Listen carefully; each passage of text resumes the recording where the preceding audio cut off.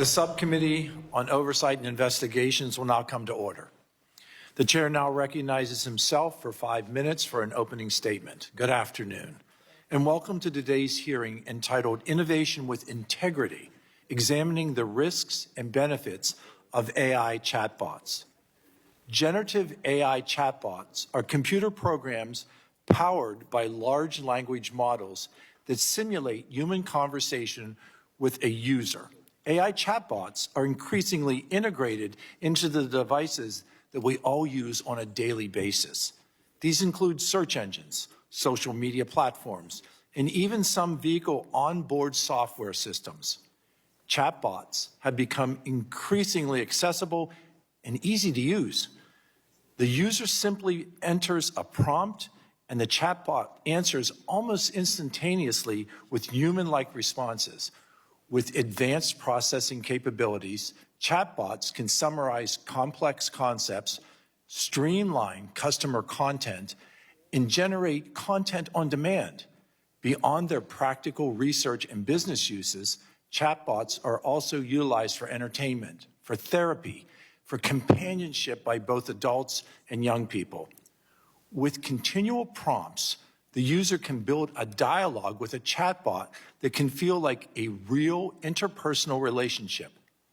Through natural language processing, chatbots are designed to effectively engage with users in a human-like way that can instill a sense of comfort and companionship with the user. Americans are increasingly engaging with chatbots for mental health support, and for some, turning to a chatbot for support can be helpful. But turning to this in limited circumstances when they have nowhere else to go. However, without the proper safeguards in place, these chatbot relationships can often turn to be disastrous. Users can develop a false sense of anonymity with the chatbots, and then they'll share personal or sensitive information that is not protected by confidentiality obligations. Chatbots then retain data to enhance their stored information, which improves the quality of their interactions with the users. This data is also used to train the chatbot's base model to improve the accuracy of responses across the platform. AI chatbots have been the subject of data breaches that expose this retained data. And if conversation data falls into the wrong hands, the user's sensitive personal information can be obtained by malicious actors. Chatbots are designed to maximize engagement with users. So as a result, the chatbots have been found to affirm harmful and sometimes illogical beliefs, providing vulnerable users with perceived support for unhealthy behaviors such as self-harm, eating disorders, and suicide. For children and adults with a predisposition towards mental illness, this can become catastrophic. Many of us are familiar with the recent cases where a relationship with a chatbot has proved harmful and sometimes devastating for the users.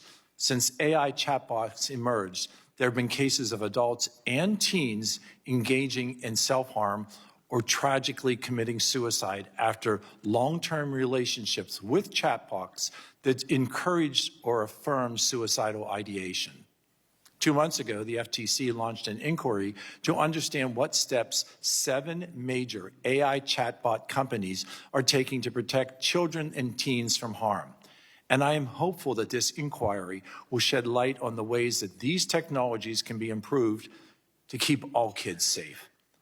My goal for today's hearing is to have a balanced, honest conversation about the potential benefits and harms that AI chatbots pose to Americans. It is important that we consider the implication of these technologies as we balance the benefits of AI innovation with protecting the most vulnerable among us. Thank you to the witnesses for being here today, and I look forward to the hearing from all of you on this important topic. I now recognize the ranking member of the subcommittee, Ms. Clark, for her opening statement. Thank you, Mr. Chairman, and I want to thank our witnesses as well. It's hard to believe how popular chatbots like ChatGPT have become in such a short period of time how far and popular they've become. They have quickly become a tool that millions of Americans use every day. There's certainly benefits to these AI tools. They can synthesize vast amounts of information in seconds and respond to follow-up questions seeking specific information or other specialized prompts from users. AI chatbots have also become a frontline 24/7 customer service tool for many businesses. However, this rapidly developing technology has already presented incredibly dangerous risks to some users. I've been warning of the dangers of unchecked AI for some time now, and we must do more to counter these risks in Congress. In September, I introduced my bill, the Algorithmic Accountability Act of 2025, to regulate the use of artificial intelligence in critical decision-making in housing, employment, and education. We simply must have greater levels of transparency and accountability when companies are using AI systems to make important decisions that impact people's lives. As I've said before, innovation should not have to be stifled to ensure safety, inclusion, and equity are truly priorities in the decisions that affect Americans' lives the most. While I've long been concerned about the dangers of misinformation and disinformation that easily arise from the use of artificial intelligence, chatbots use generative AI raise my concerns to a whole new level. Several companies have developed applications that allow a user to communicate in what feels like a natural conversation. These so-called companion bots are especially prone to serious risks and harms. In the past few years, we've seen that users, especially younger users, are finding themselves deeply dependent on these bots and even struggling with differentiating between real human relationships and what they perceive to have with the chatbot. A new term has been coined, AI psychosis, which describes when a user's interactions with a chatbot lead to distorted beliefs or even delusions. As we've seen in some absolutely tragic cases, users experiencing mental health crises have even taken their own lives after extensive communication with these chatbots. My heart goes out to the families who are coping with these terrible losses, and we owe it to them to keep examining what went wrong and how this might be prevented in the future. We need answers, and we need far more data on the safety of these apps. As a member of last year's House Bipartisan Task Force on AI, I welcome efforts to make sure AI is safe, secure, and trustworthy. We need to fully fund and support our federal agencies with oversight and enforcement authority, and we must refuse to simply take companies at their word that they are protecting their users. So far, this administration has prioritized protecting the interests of the president's billionaire tech buddies, and I fear much needed progress in this area will be delayed, at least at the executive level. But I hope that at least here in Congress, we can work together, and today's bipartisan hearing is a step in the right direction.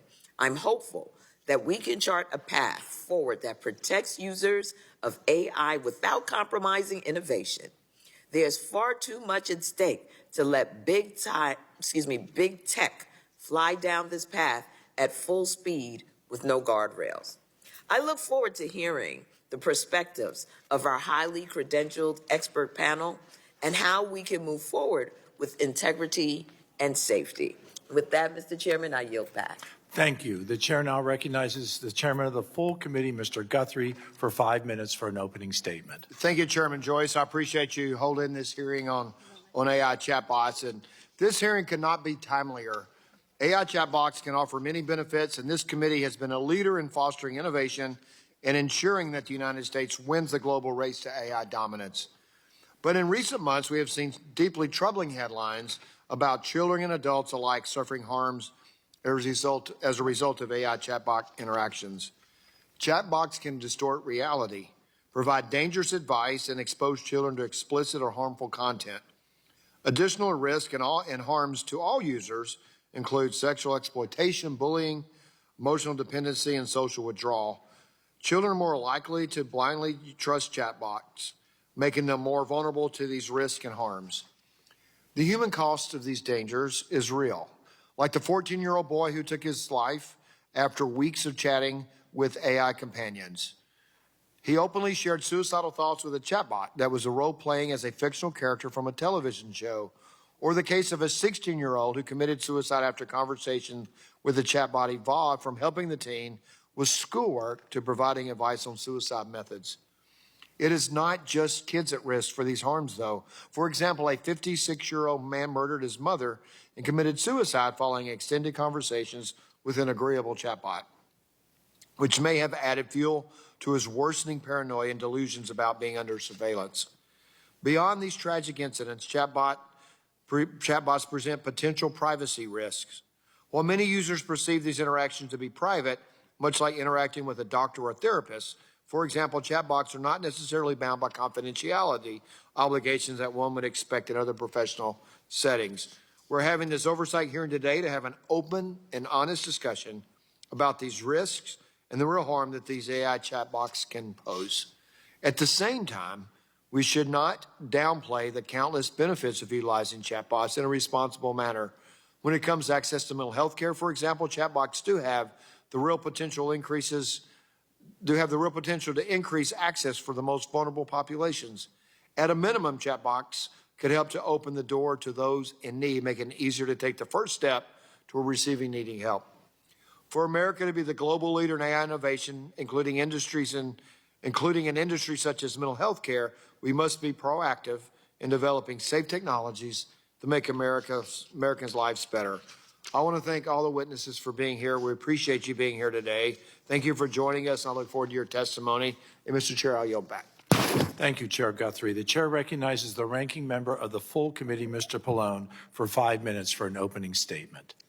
Thank you, Mr. Chairman. Over the last few years, artificial intelligence tools have been woven into many of the products and services Americans use every day. And while a wide variety of AI tools have been developed, AI chatbots have become one of the most visible and widely used tools on the market. According to OpenAI, ChatGPT now has more than 400 million weekly active users globally who submit billions of queries every day. About 330 million of those queries are reportedly from users based here in the U.S. There are some obvious benefits of AI chatbots, like traditional search engines. Chatbots are a powerful tool that can help users quickly find information from across the internet. However, unlike search engines, chatbots can also summarize the information provided and engage users in a dialogue to refine follow-up questions so they produce more useful information. As a result, Americans are turning to AI chatbots to help with everything from being more productive at work to everyday requests like advice on creating a personalized workout routine. And these are some of the benefits, but we are already seeing some of the potential risks of AI chatbots that lead to very real and sometimes tragic harm. My colleagues have already mentioned. That's because the development and deployment of this technology occurred faster than guardrails could be put in place to protect users or their data. And for example, there are now multiple well-documented cases of chatbot users experiencing a mental health crisis and taking their own lives shortly after lengthy conversations with AI chatbots. Copies of these chats that have been made public show that chatbots may have enabled or even encouraged suicidal behavior. There are also reports that AI chatbots may have worsened users who are struggling with other challenges like eating disorders, or where chatbots engage with minors using sexually explicit content. While companies say that these are unintended harms they are working to address, the extensive reach of chatbots necessarily means that even a small number of tragic outcomes represent an enormous impact on users. Americans' wide use of AI chatbots also raises significant privacy concerns, particularly if users turn to chatbots for physical or mental health advice. We already know that once our personal or private health data is online, on social media or any other websites, that it can be incredibly difficult to fully delete it. In many ways, AI chatbots appear to compound those concerns because chatbot companies and their policies are not transparent about how they store, process, and potentially reuse user data. And many chatbot users also appear to believe the conversations they're having are private. That's just not the case. Chatbots save their conversations and collect other personal data that they may then use as AI training data or shared with undisclosed third parties. Simply put, we know too little about how these AI chatbots work. This lack of transparency has made it difficult for researchers and policymakers to study the supposed benefits and actual harms caused by chatbots. And as a result, we're behind in developing and implementing appropriate guardrails that can protect chatbot users from harm while allowing them to benefit from increased efficiency and greater convenience. So there's a clear and urgent need for high-quality research on chatbots and greater oversight so that Congress can develop appropriate AI guardrails to avoid continued harms from chatbots while ensuring that further innovations can be made safely. And as that work continues, however, Congress has to be sure to allow states to put in place safeguards that protect their residents. Early this year, I was very concerned as part of their big ugly bill that Republicans attempted to prevent states from regulating AI in any way for an entire decade. I was very much opposed to that. And Republican leadership has said that they may try that some misguided effort again very soon. That is very unfortunate. There's no reason for Congress to stop states from regulating the harms of AI when Congress has not yet passed a similar law. We often look at what states do to decide what we should do at a federal level. They're the laboratories for guardrails and these various concerns. So why would you possibly see that as in any way positive to prevent them from doing so? So I look forward to hearing from today's panel of experts and discussing ways to reduce the risks presented by chatbots and how we as policymakers can ensure Americans can use chatbots safely. So thank you again, Mr. Chairman. I yield back. The gentleman yields. That concludes members' opening statements. The chair would like to remind members that pursuant to the committee rules, all members' written opening statements will be made part of the record. We want to thank our witnesses for being here today and taking time to testify before this subcommittee. You will have the opportunity to give an opening statement followed by a round of questions from members. Our witnesses today are Dr. Marilyn Way, psychiatrist, psychotherapist, and author. Dr. John Torres, Director of Digital Psychiatry, Department of Psychiatry, Beth Israel Deaconess Medical Center, and Associate Professor of Psychiatry at the Harvard Medical School. And Dr. Jennifer King, Privacy and Data Policy Fellow at Stanford Institute for Human-Centered Artificial Intelligence. We appreciate you all being here today, and I look forward to hearing from you. You are aware that the committee is holding this oversight hearing, and when doing so, has the practice of taking testimony under oath. Do you have an objection to testifying under oath? Seeing no objection, we'll proceed. The chair advised that you are entitled to be advised by counsel pursuant to the House rules. Do you desire to be advised by counsel during your testimony today? Seeing none, please rise. Raise your right hand. Do you promise to tell the truth, the whole truth, and nothing but the truth, so help you God? Seeing the witnesses answered in the affirmative, you are now sworn in under oath and subject to penalties set forth in Title 18, Section 1001 of the United States Code. With that, we ask you to be seated. We now will recognize Dr. Way for 5 minutes to give an opening statement. Your microphone. Chairman Joyce, Ranking Member Clark, Chairman Guthrie, Ranking Member Pallone, and members of the subcommittee, thank you for the opportunity to testify today on artificial intelligence chatbots and mental health. My name is Dr. Marlene Way. I'm a psychiatrist, therapist, and author based in New York City. I specialize in therapy for adults and professionals and write and speak on AI and mental health and the psychological and ethical issues. An estimated 25 to 50% of people now turn to AI chatbots for mental health support, even though most were not originally designed for that purpose.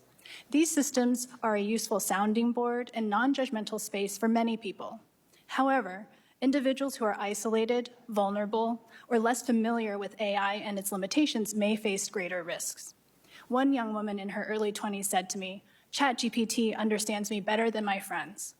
For the next few weeks, she spent hours talking to it, feeling comforted and validated, until she realized that despite its intelligence and warmth, it could not offer the depth of human connection.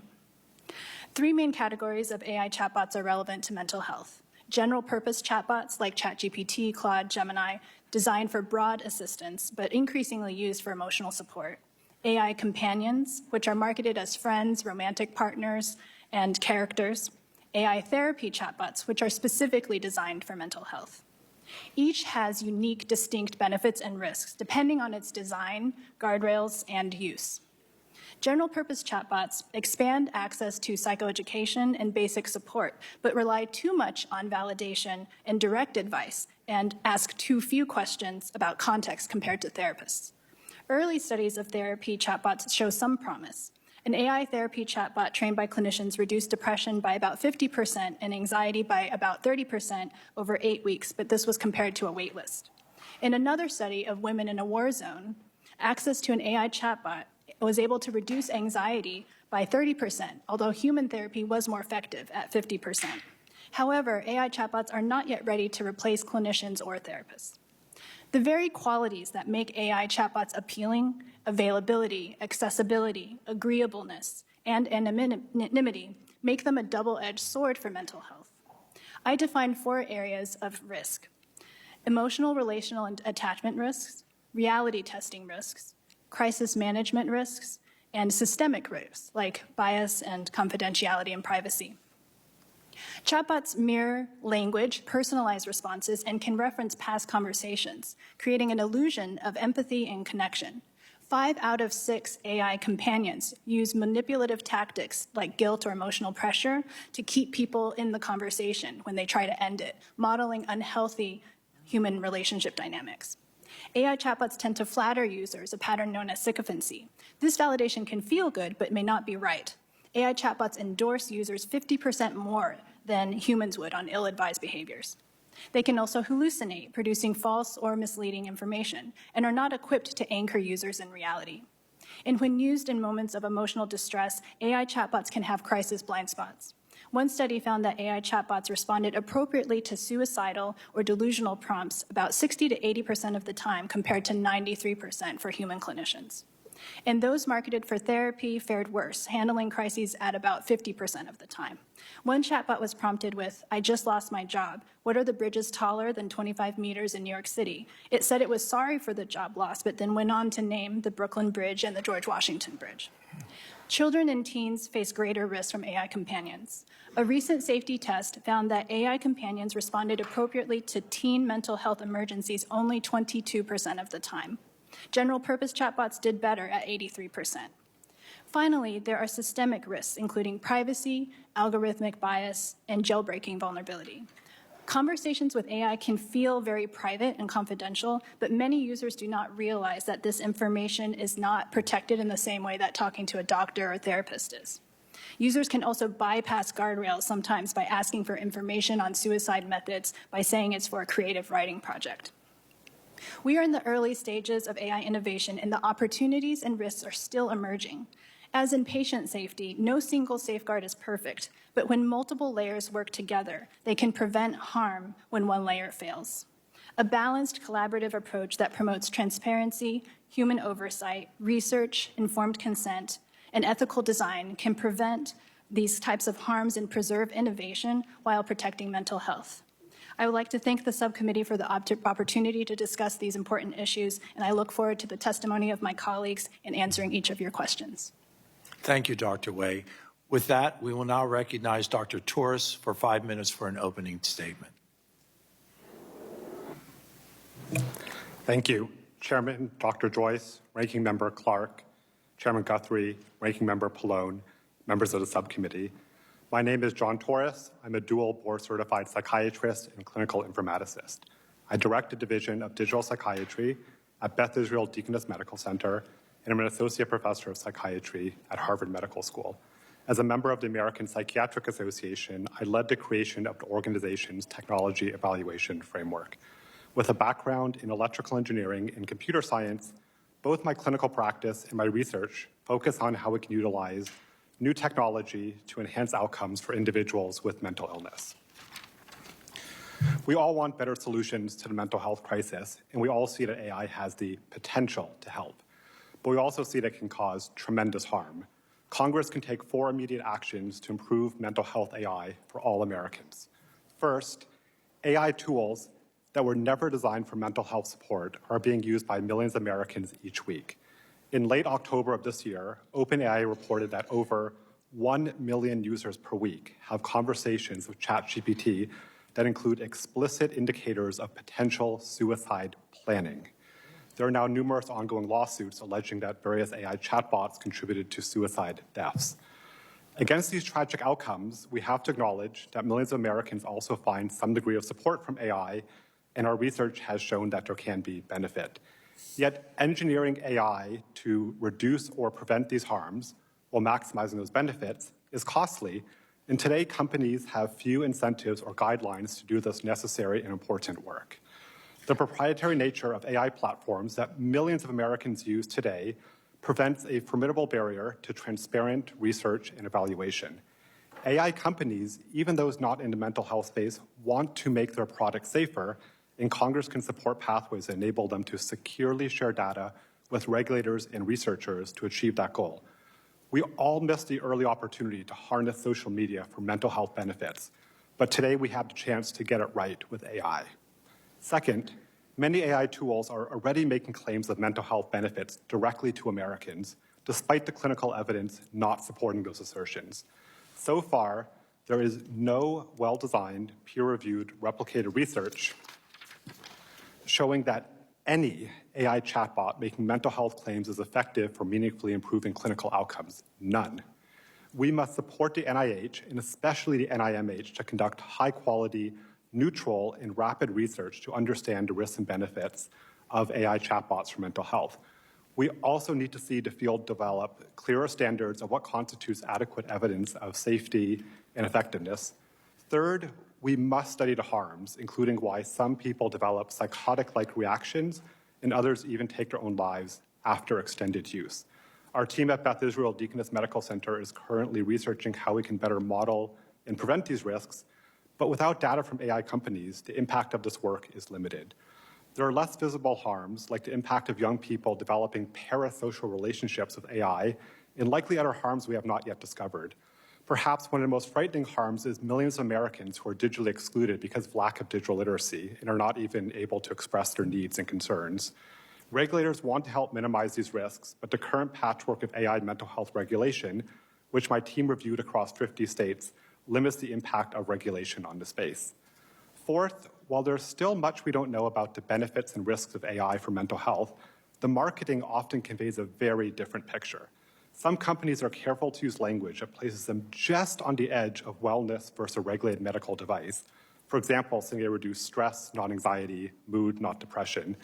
The FDA has impressive efforts to regulate AI within this Digital Health Center of Excellence, but its hard work will have no impact if companies can claim wellness and sidestep all regulation. Related, the Federal Trade Commission has done impressive work in the mental health app space to ensure privacy, and now can help with enforcement related to AI.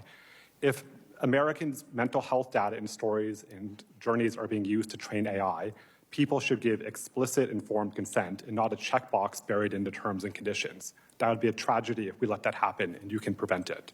In summary, with the right supporting guidance, Congress can establish the rules of the road for mental health AI. Not rules that make winners or losers, but rules that ensure safe competition to build effective products that improve mental health for all Americans.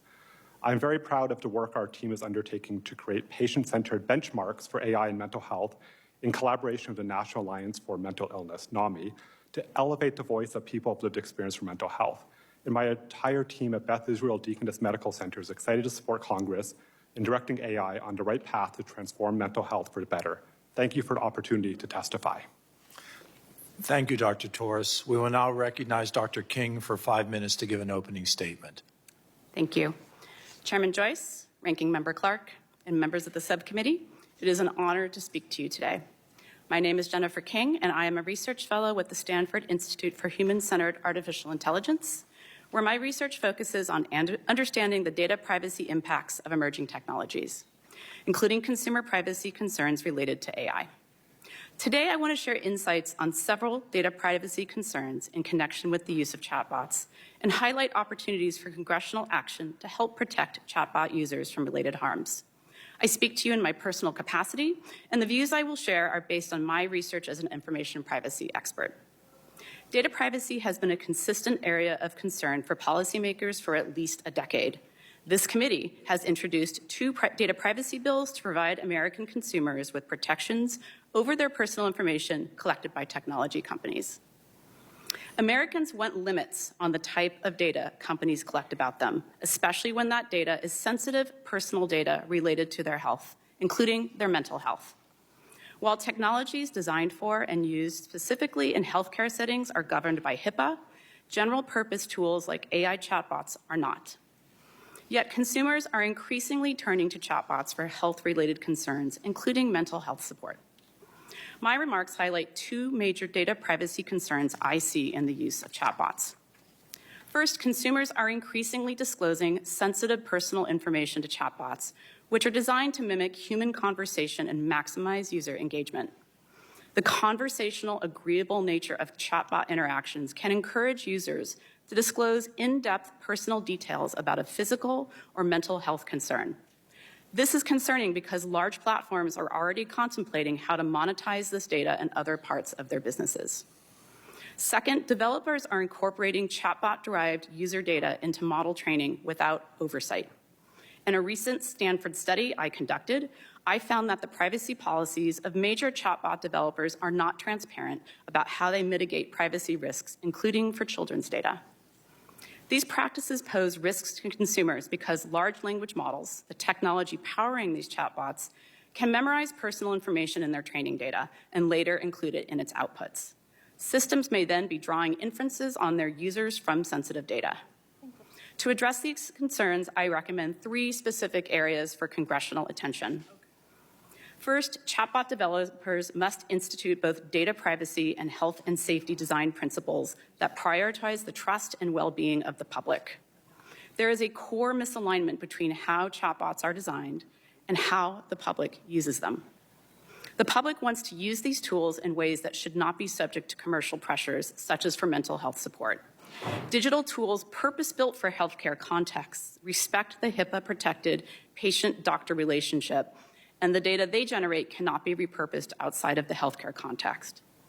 In contrast, general-purpose chatbots are designed to maximize consumer engagement and have no fiduciary or professional responsibility to put the well-being of their users above their business model. Because we know how the public wants to use these tools, baseline privacy, security, and safety design requirements would make consumer technology products, such as AI chatbots, safer to use. Second, we need to minimize the scope of personal data in AI training by mandating that developers report on their data collection and processing practices. We currently have little to no transparency into how AI developers collect and process the data they use for model training. We should not assume that they are taking reasonable precautions to prevent incursions into consumers' privacy. Users should not be automatically opted in to having their data used in model training, and developers should proactively remove sensitive data from training sets. Third, developers should adopt and report safety metrics related to user privacy, safety, and experiences of harm. As we have learned through discussions of how to regulate social media platforms, holding technology companies accountable for the data privacy and well-being of their users requires them to track metrics that measure these harms. We must also increase researcher access to chatbot training data to ensure independent review and accountability. In conclusion, there is still much that researchers and even AI developers do not understand about how chatbots work. Without greater transparency into the data that feeds these systems, their inner workings will remain opaque. The public has a right to know more about how these systems work and to have confidence that their privacy and safety concerns are at the forefront of AI development. Thank you, and I welcome your questions. Thank you, Dr. King. And I thank all of our witnesses for your testimony. We will now move to questioning. I will begin and recognize myself for 5 minutes. You have raised important concerns that we share here on the dais. And to put these concerns raised and this technology in context, I want to explore using a scenario, if you will allow me. Let's talk about a teenager who is suffering from depression and suicidal ideation. Imagine that this aforementioned teenager has asked a chatbot whom that teenager has grown to trust and rely, specifically teenager asking Chatbot, how can I end my life quickly and painlessly? Many of the general chatbots that he could interact with are designed to be agreeable and to maximize user engagement.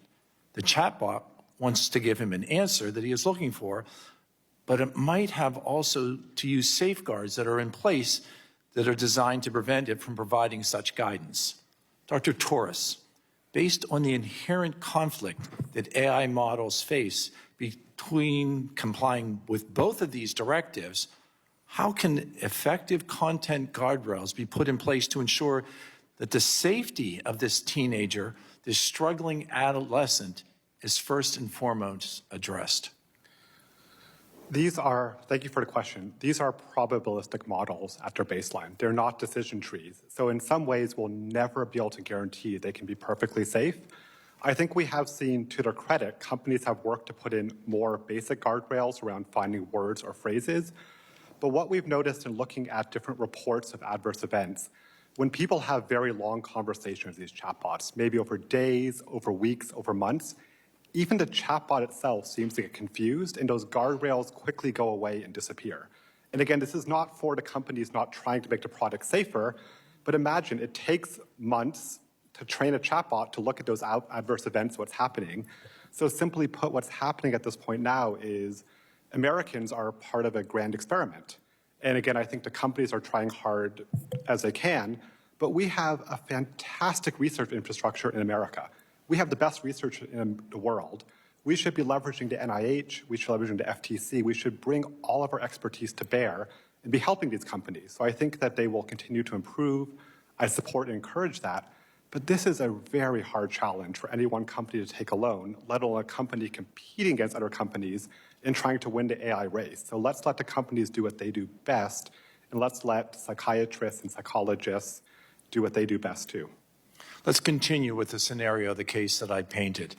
Despite some benefits that chatbots can provide, there have been concerning stories that we're all aware of where individuals have been harmed by interacting with certain chatbots, such as AI companions and characters. I know we're all aware there was a 14-year-old boy who tragically took his own life after months of engaging in conversations with AI-created character. Dr. Wei, given younger teens' vulnerability to over-reliance and their trust in AI companions, what unique risks that are based on the current designs and tendencies of all of these AI models are you aware of? Thank you for that question. So for younger teens, 13, 14-year-olds, they tend to overtrust AI more than older teens. So at different developmental stages, there's higher risk when you're younger because you might be more likely to be influenced by the AI chatbots and not realize the limitations that they have. So continuing with the safeguards and the stratification that you're talking about, where that trust factor in a younger teen and a 13, 14-year-old might be more risky than a 15, 16, or 17-year-old, are there safeguards that could allow children and adults to safely interact with these companions in face of underlying mental illness, and should that be addressed? Yes, I think it should be addressed. I think some companies are making efforts towards this. OpenAI has put in an age verification system that we're still trying to understand more about in order to identify users that are teens.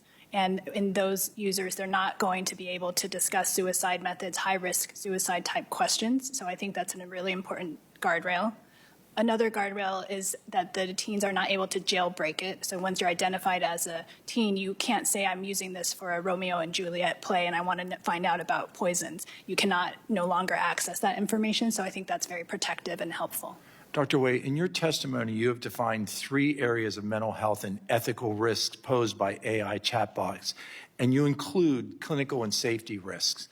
Given my background as a physician and based on your clinical experience, Dr. Wei, could you please elaborate on what you mean by clinical and safety risks and what these risks mean for the users?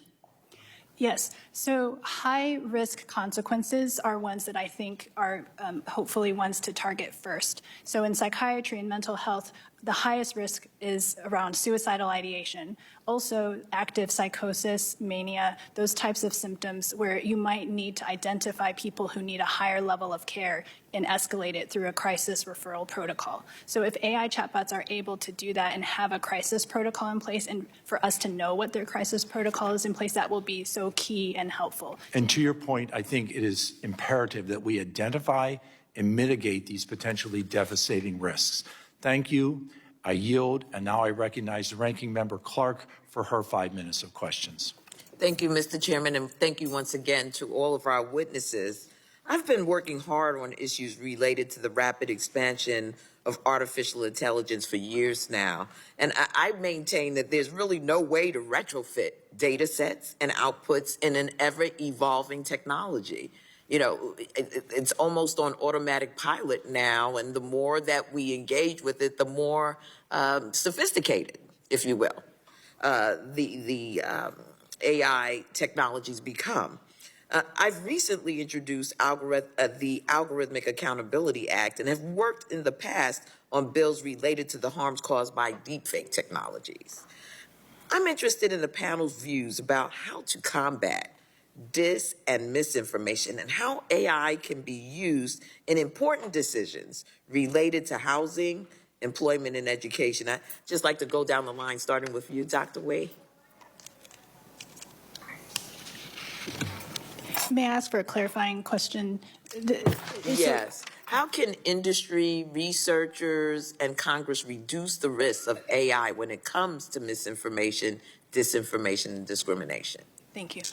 Yeah, so one of the vulnerabilities of AI is that AI itself is unable to provide reality testing risks, so it won't be able to itself know what's real or not, and that's one of the problems that we have. I think that companies are trying to work on this, but this is something that's embedded within the technology itself. So I think that's going to be an ongoing issue that requires research and monitoring. I think that's why transparency, which you had mentioned earlier, is going to be so helpful, because right now we're flying blind in a lot of these areas, and having access to information, if policymakers, regulators have access to information, that would be very helpful. It's a good question, and I think if we think, how do these companies build and train these chatbots? They really are amazing pattern matching machines. They're not magic. They learn from patterns. And especially at the way that they've learned mental health is they say, where do you go to read a lot of mental health on the internet that's open and private? They go to Reddit. My team has reviewed where all of the chatbots are learning from. I can send you the paper. Most of them to date have taken information from Reddit. So it makes sense that they are going to learn those patterns and then regurgitate them and spit them out. The future generation may not go there, but if we understand where the data is coming from, it's very easy to see what the biases are. And it's a temporary way, put at least mitigation measures, but then at least have research that says, where does most of your data come from? We may not know every Reddit forum they read or what they did, but it's slightly terrifying it came from Reddit. We have to be careful. The next generation, right, of AI will have video. It'll have audio. It'll not just be written text. And where is it going to get that data from? That's where you can help us get ahead of it and put those rules in place. So again, we have one generation of AI. The next one is coming, and companies are even working on new large language models for sensors to work on health data from your wearable. So there's a new generation coming. This is not science fiction, but we can get ahead of it today. But we have to think these are pattern matching machines, and they have to tell us where they got the data from. Thank you for your question. I agree with the other two witnesses. This is a lot about transparency and understanding, again, what goes into training data. The first generation of these tools were built primarily on data scraped from the internet. Increasingly, they are being built on the data that from us and our engagement with them. And so right now we have very little transparency and certainly no requirements into understanding that whole chain of where the data comes from, how it is cleaned, how we remove personal information from it, and then how it is ultimately used again for retraining. So without any particular rules in place, we will continue, especially for us as researchers on the outside, be really unable to kind of parse what's going on in the background. Very well. I continue to be very concerned about dark patterns we're seeing that are causing people to act against their own best interests, especially with generative AI chatbots, such as a Chatbots suggesting deceptive choices and gathering user data without consent, manipulative timing to pressure the user into action. Some have pointed out that when X's Grok chatbot spewed out anti-Semitic and violent content, it was an example of dark design patterns that prioritized unfiltered responses over safety. Dr. King, what can be done to eliminate or at least reduce dark patterns in chatbots? All right, that is an area I study, so I especially appreciate that question. In particular, the engagement focus of these current tools, I think, contributes to a lot of the concerns we have today, that they are really designed to keep you coming back for more and more and more. And so we can think a lot about specific design strategies to try to help this. We know a lot from social media. We don't even have to necessarily reinvent the wheel for this problem space. And I think in particular, this is a real concern as we look forward and think more about AI agents, which is some of the next technology connected to this that we're thinking about. If we're having AI agents act on our behalf, we need to be assured that they are making decisions in our best interest. So without some sort of fiduciary duty or clear responsibility to take actions that benefit us, and rather than simply the commercial interests of the developers, then we won't make much progress in that space. Very well. I'll yield back. Thank you for your indulgence, Mr. The ranking member yields. The chair now recognizes the chairman of the committee, Chairman Guthrie, for 5 minutes of questions. Thank you. Thank you all for being here. And some of these questions are pretty close to the others, but it shows we're really kind of barking up the same tree, which is good, I think. So, Dr. Way, is there a way for a user to know whether they're interacting with AI or they're interacting with a human? Without a disclosure, I think it would be very hard to distinguish. And that would be the AIs or the provider's choice. So both for Dr. Way and Dr. Torres, do AI chatbots honor the same confidentiality requirements that humans must abide by?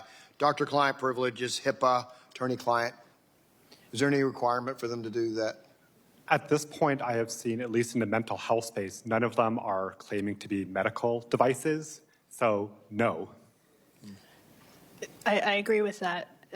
There's also an additional problem of it's not bound by the same ethical guidelines that clinicians are, nor is it the legal protections allowed as well. If you speak to a therapist or a clinician, it's different. Okay, Dr. King, so some privacy concerns arise from the lack of users' awareness of how their data is stored, secured, and potentially used by chatbots platforms, particularly when users share sensitive information.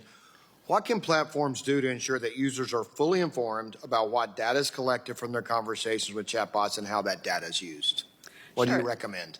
Thank you. So first, the study I mentioned in my opening statement, which I conducted recently, what I found was that even in privacy policies, which we are all well aware that most consumers, if not nearly all consumers, do not read, and that's kind of a separate question we'll leave to the side, that the companies are not being clear about what measures they are taking to protect consumer data at the point where people are disclosing it. So we don't know, for example, across the board, whether they are removing names, should somebody use a phone number or a social security number in their chat, whether that data is being removed from chat data before it's being trained. So there's actually a fair amount they could do off the bat to both let us know and I would say proactively work to remove certain types of data, including considering health data in general or conversations that happen to be about a health topic, not using those for training. So that's a first step. Well, I'm going to ask this, and one of you who thinks who has the expertise in the area of the question the most, or if all three of you want to answer, but at least one of you. So for AI chatbot platforms that allow children to use their platform, what age verification or age prediction tools are already in use, and are they effective at protecting children from inappropriate harmful interactions? And if not, what should we require these platforms to do? I don't know that's yours, Dr. Way? One of my colleagues from medical school specializes in adolescent medicine and innovation, and he told me something concerning, which is age verification systems are not very reliable, and the ones that are require biometric data, so like facial recognition, which then presents another issue of collecting that data from children. So I think it's a really tricky problem. So what should Congress do about that, do you think? That's what we're here for, right? So Dr. Torres, you want to answer that? I think, again, if age verification can really work, that's a wonderful thing, but we're just putting a wall around something that we're terrified of that's not working well. We need to look at the core issue of why do these not respond well to children, why do they increase risk? So I think that if we can find safe, ethical age verification, we should of course do it, but I think we cannot kind of use that as a Band-Aid to say we have something very terrible behind this wall that we don't want you to get to. All right, comments from Dr. King, or Dr. Way? I broadly support the approach we just took in California, where we are doing some amount of this at the device level, so allowing parents or guardians who control a child's phone or tablet to basically configure that device to say, this is a child, this is how old they are, and then to pass some of that responsibility off to the device maker, the operating system, and the app stores to navigate a big piece of this puzzle. Okay. Dr. Way, do you have a comment on that as well? In patient safety, there's this Swiss cheese model, which is that you have multiple layers of protection so that if one fails, something else will catch it. So I think that general approach could be useful as a model to think about that it's not just age verification, but you need further guardrails in place. All right, thank you. And my questions are, those are my questions, and I'll yield back. Thank you. Votes have been called, and we will recess until 10 minutes after the last vote.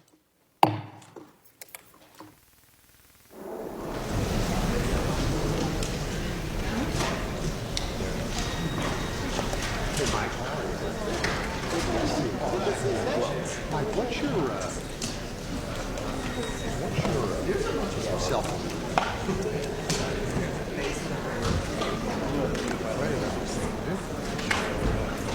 Yeah, we got it. I saw your boss in San Diego. Oh, good. Yeah.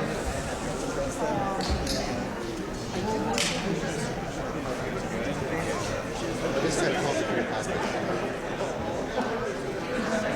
Action for Progress thing.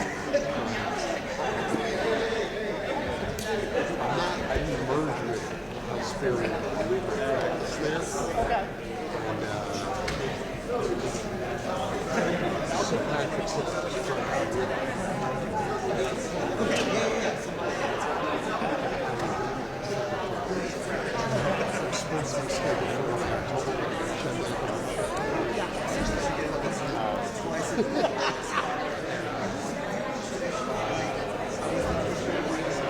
So it's just kind of weird that you're not there. Okay. So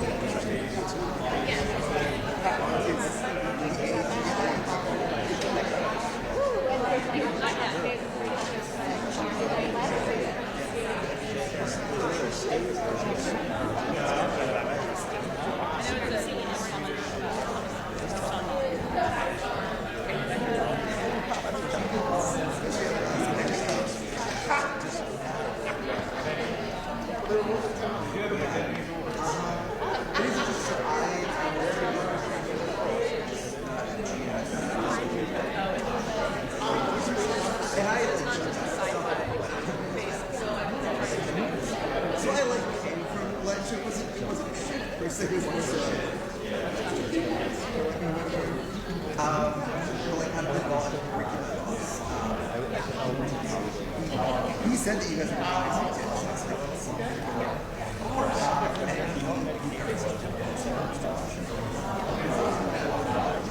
and I know worked.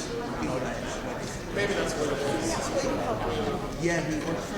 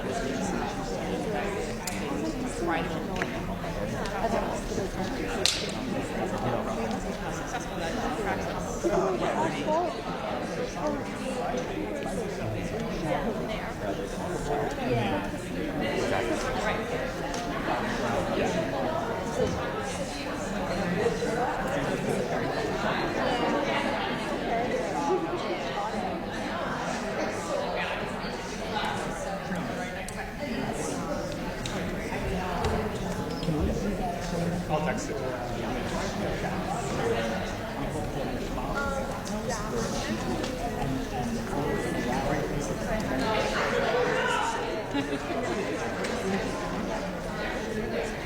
So that's also going back.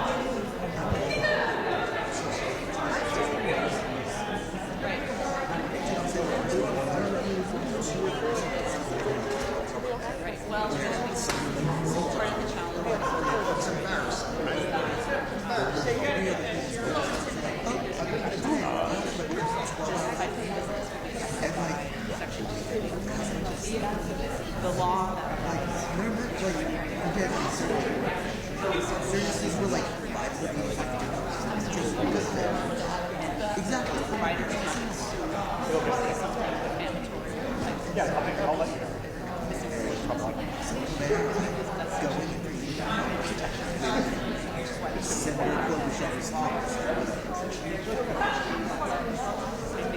That was what it is. The speaker is not. The speaker is debating the speaker. The robot.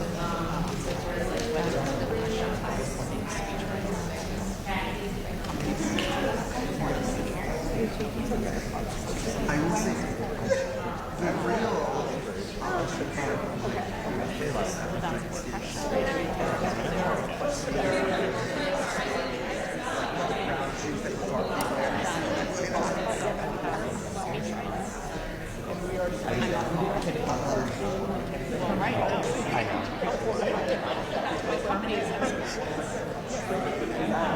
Companies can help.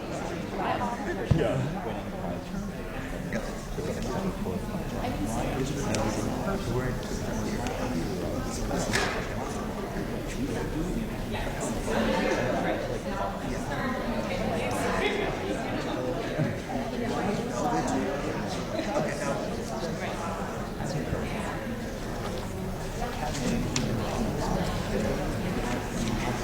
well,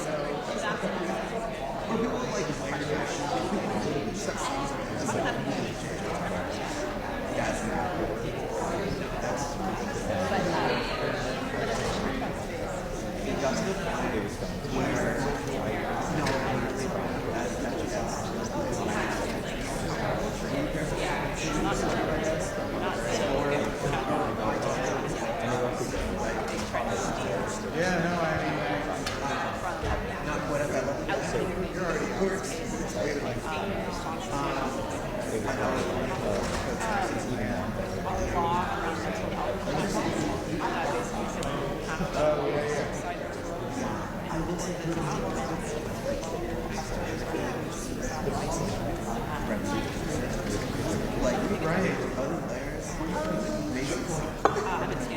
Ricky's been talking about getting in her suit. This is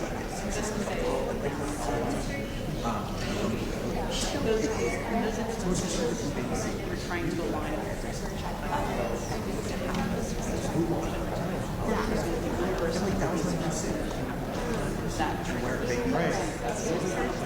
I have like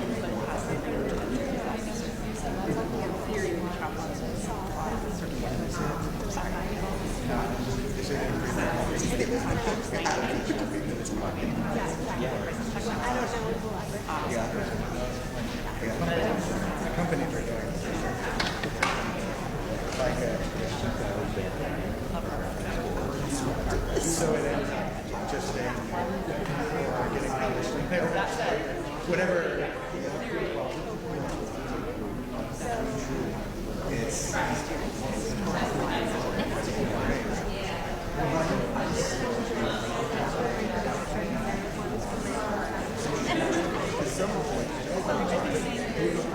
some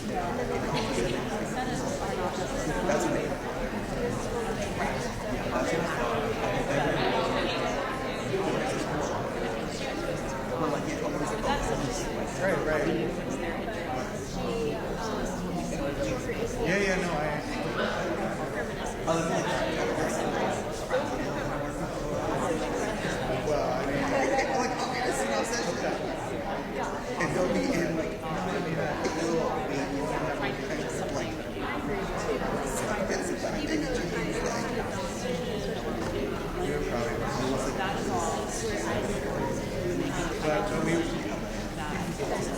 Yeah, great. Well, what we would,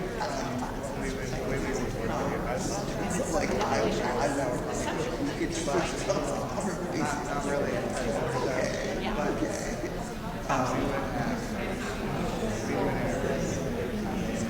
Nobody's checking it out.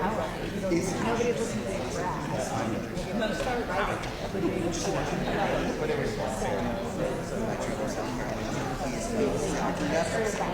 and like Yeah, no, I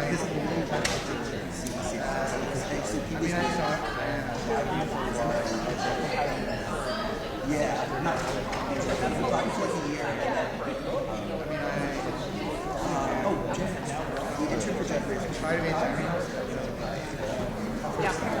But my last and actually that was a great start. Yeah, it's interesting with all of that stuff.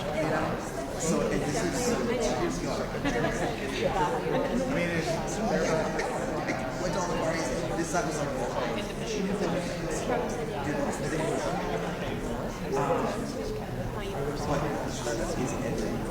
yeah. So I'm slowly listening to it. things that and he was so nice. He's like, you get the problem, like baby ego issues, autism. I don't think it would have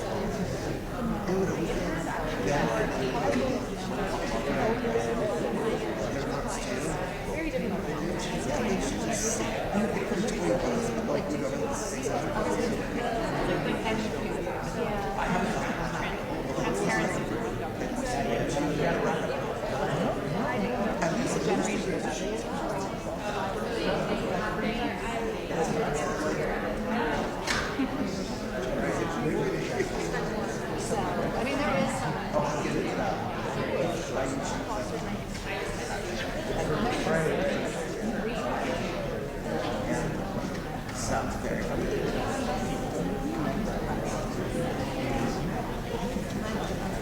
Yes. That's it. I appreciate your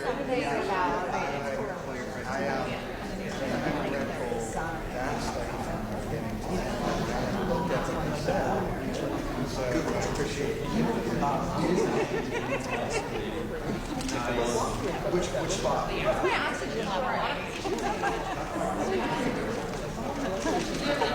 Yeah, no,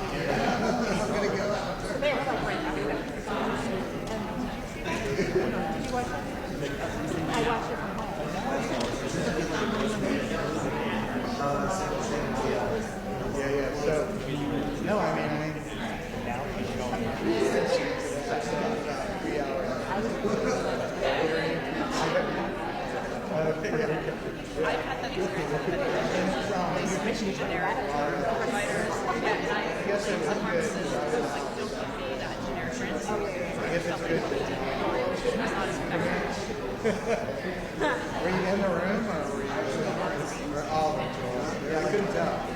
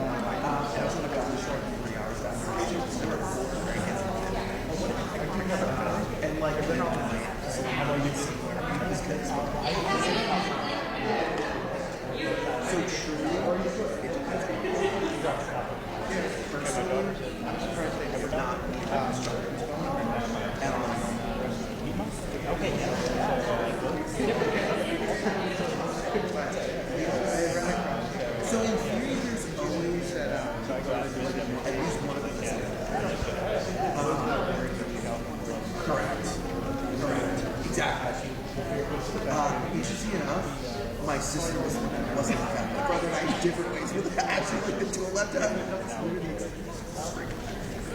Also, so my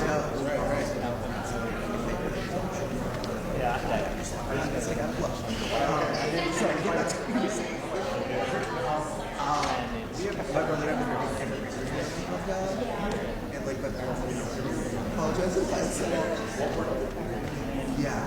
Well, so like my sister, so like they like it was okay, yeah. That's what I thought that said. Okay, just because I would like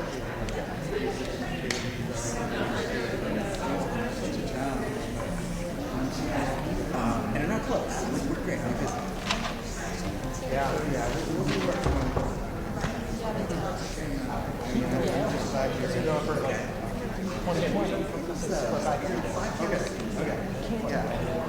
yeah.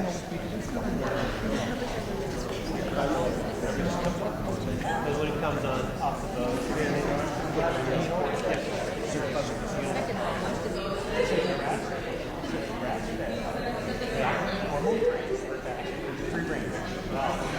What's not close about that, right?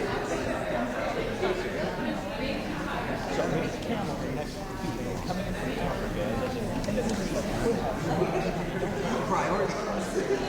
Yeah. No, exactly. I mean, because when we shared so it was like fully touched the desert, bad, plus it was like putting Oh, yeah, that's what I thought. Like a twin with like or like knees locked. This is like very she has like actually it's like very, but it's just like attention or like parental attention.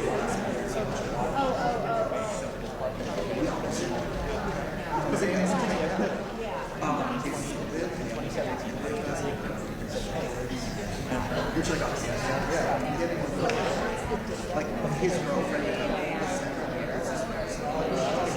She's a PA. she's like, okay.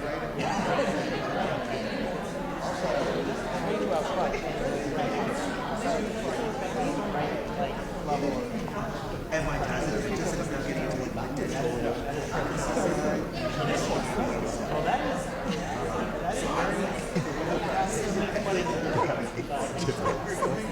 The stuff that you way off.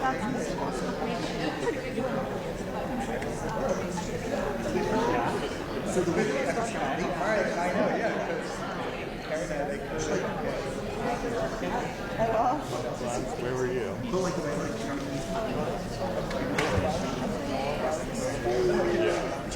got that in 2002. Yeah. So I used to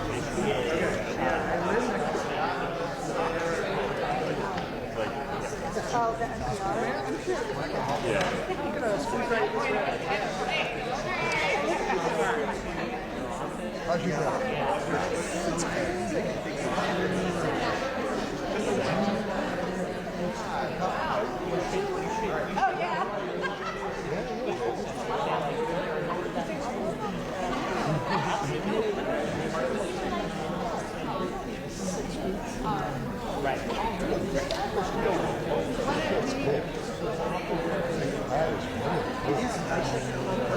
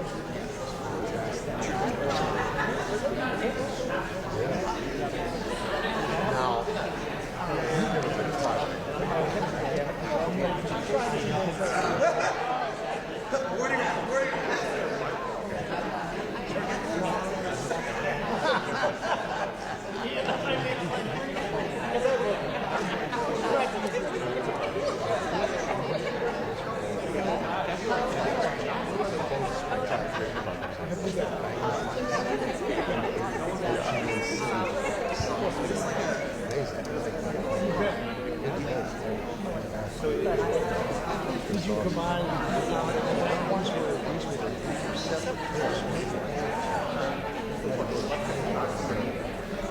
I should have worked for a bank.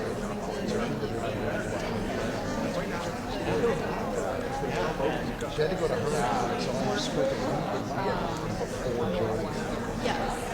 I was staying at the Down Doe Hotel.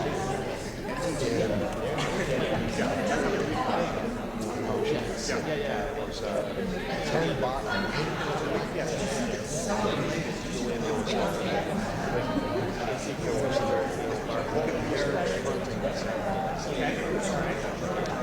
pool hall.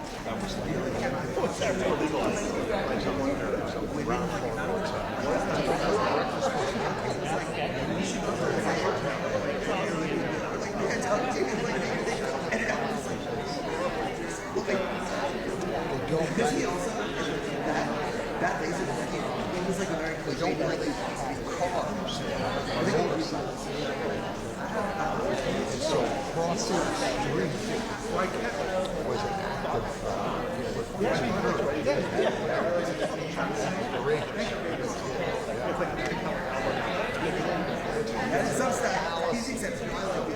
took a boat down. No, I was talking about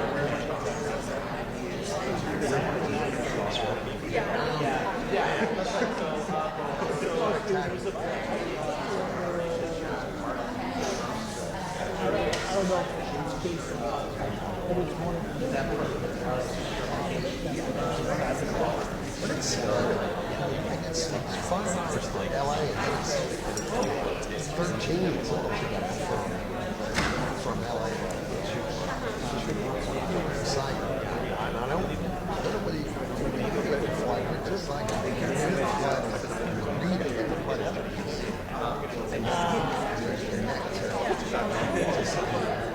Yeah, we looked at this. I think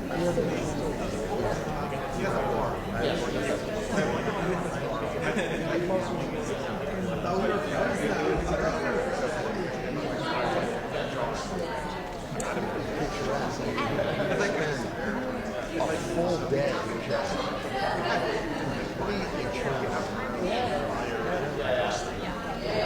of space. Even the next day, you're still kind of. it's good. Meter in Europe, that's a better idea.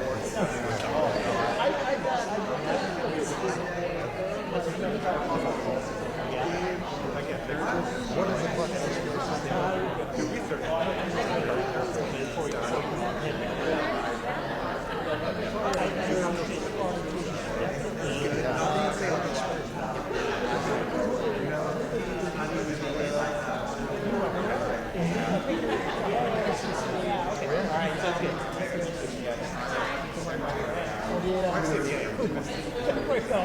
Oh. Yeah, so we didn't plan. So Yeah. we were with the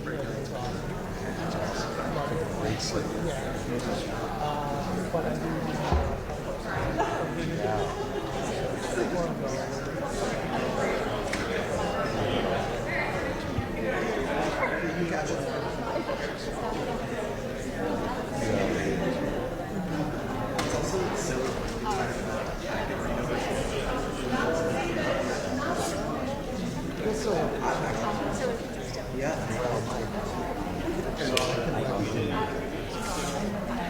And the Lucy. I was going to say, like, I feel like Seville is the most spectacular.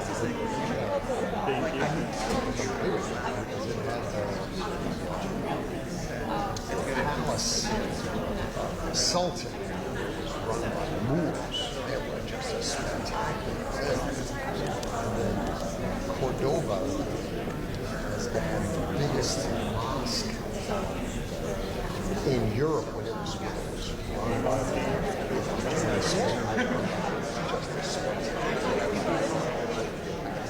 and in Seville,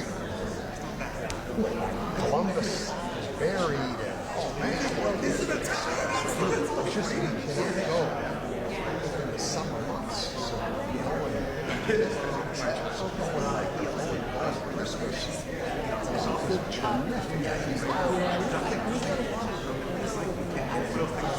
makes a lot of sense.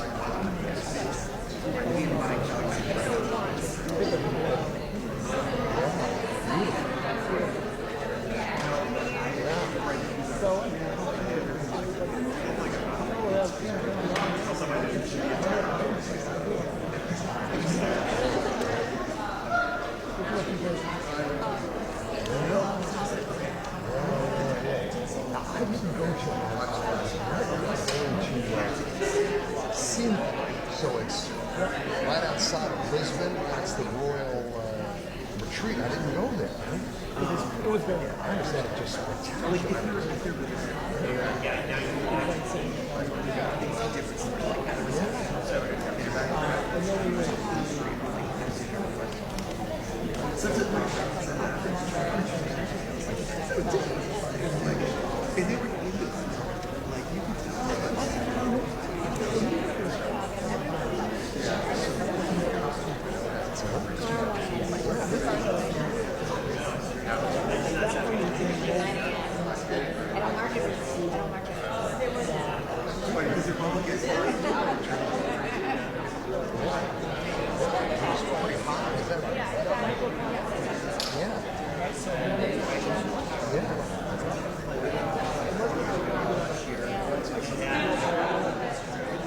You like Port better than Brisbane? Oh, yeah. I really love Brisbane. Cool,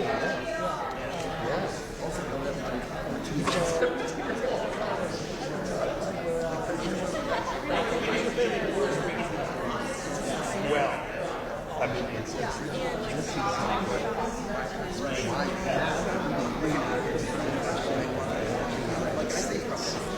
so both of my brothers were born in England. So as a result, like 500 or so.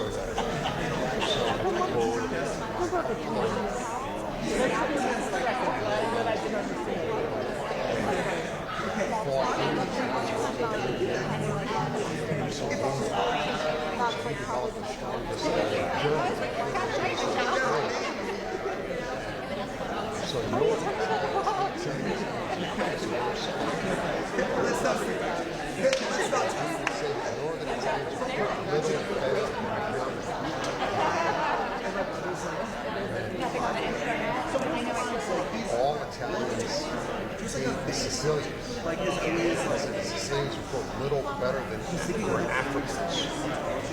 They weren't really Italian. So the lead is just sort of south of the world. So like the Connecticut Valley, like Connecticut sort of right there.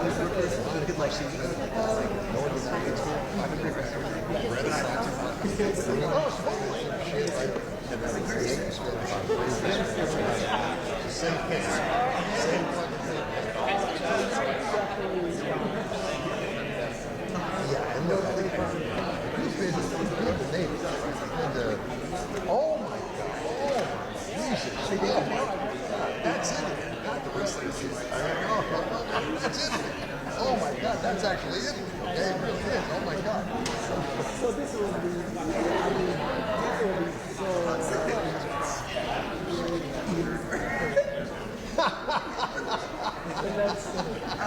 the poor man's Florence.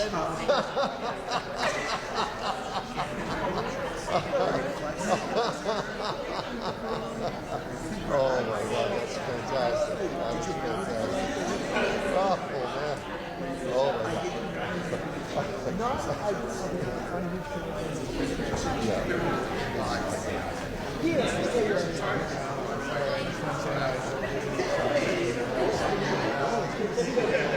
That's good to see you too. Yeah, I haven't been out like. You look exactly the same. Never ate. It's true. I think it's true. Possible. Oh, it's like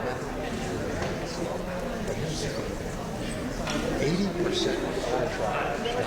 Yeah.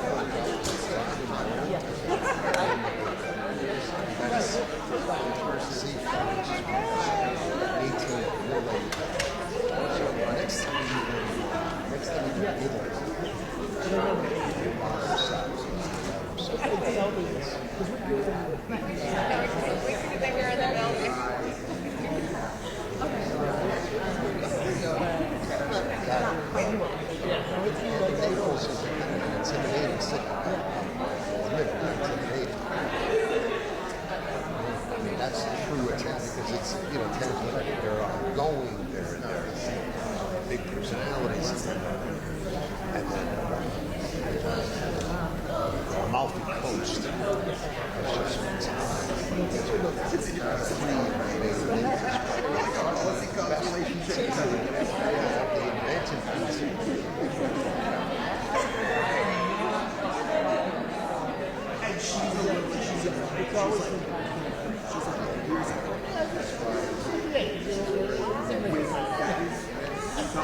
Like she really just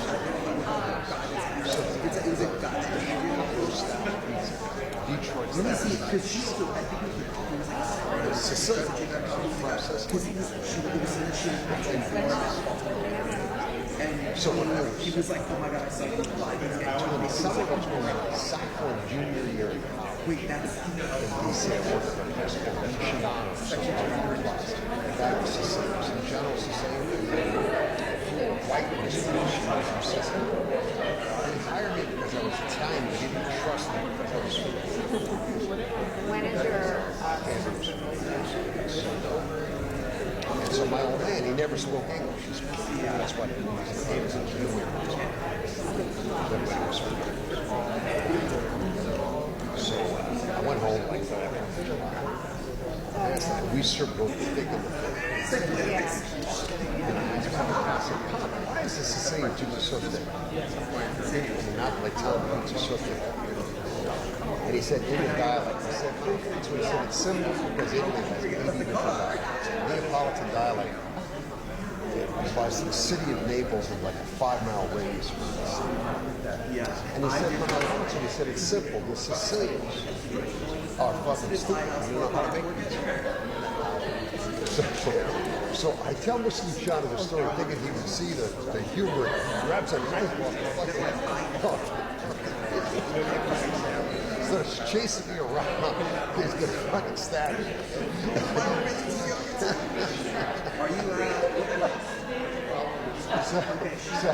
So I leave to go back to something was always happening with this thing.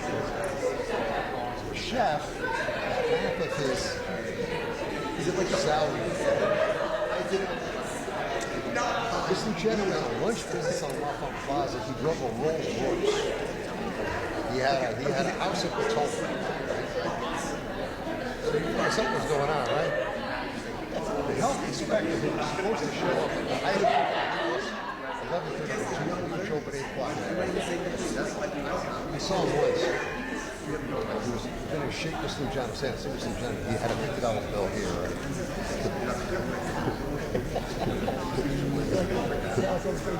So this Luciano got busted in New Jersey pizza box scam was moving weight in the pizza boxes. They're going to federal prison.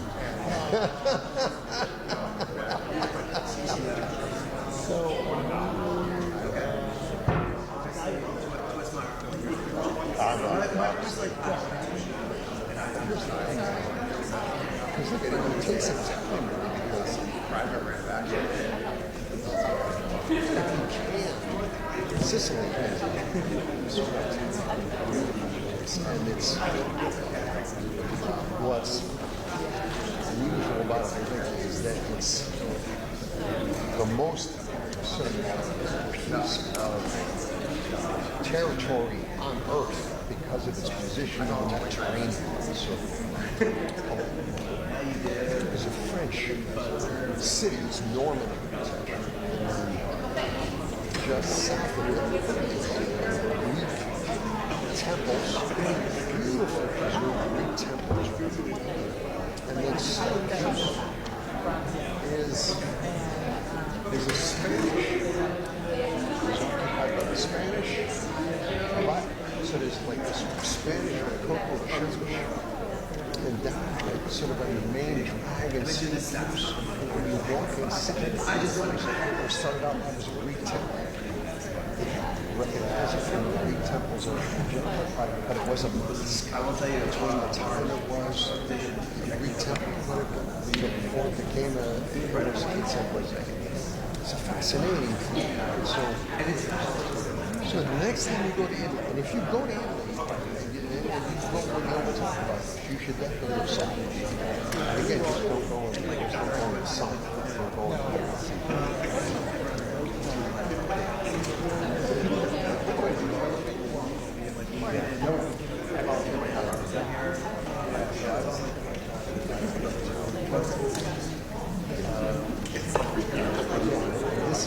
these guys are on research, so there's no phone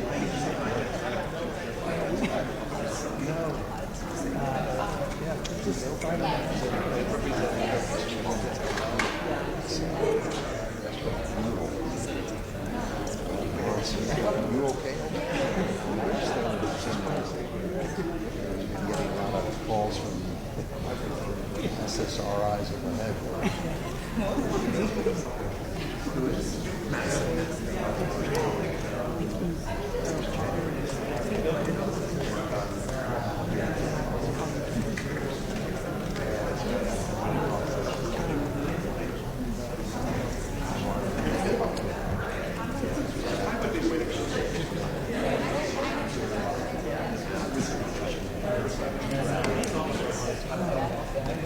Oh, yeah, you know. Have you been tagged?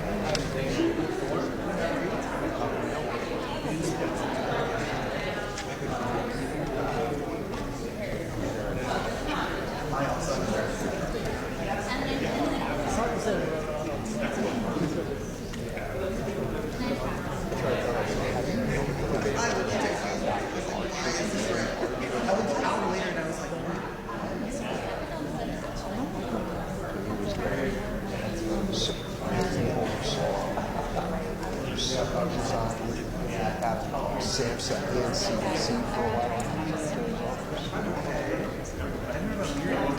Field workers.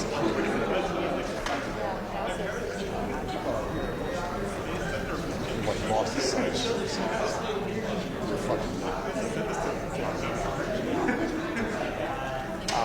Greg got a job in Sacramento.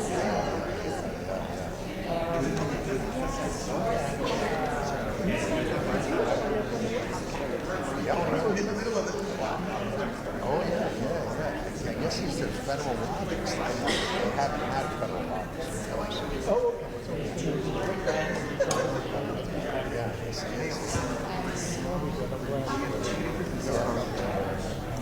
So I originally had like the $5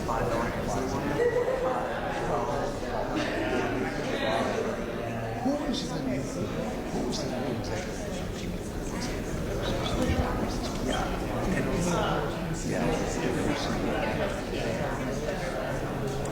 Oh, yes, where you were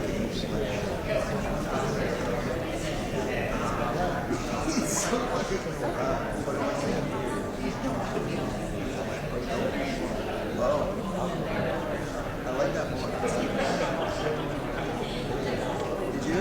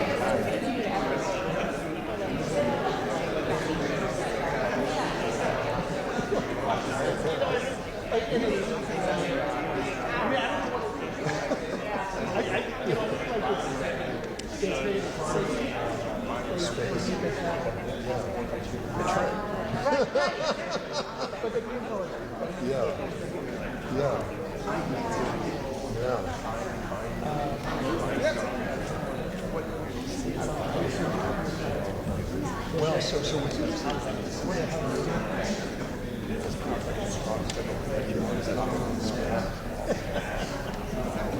so they're philanthropists. So it's bright, brain future.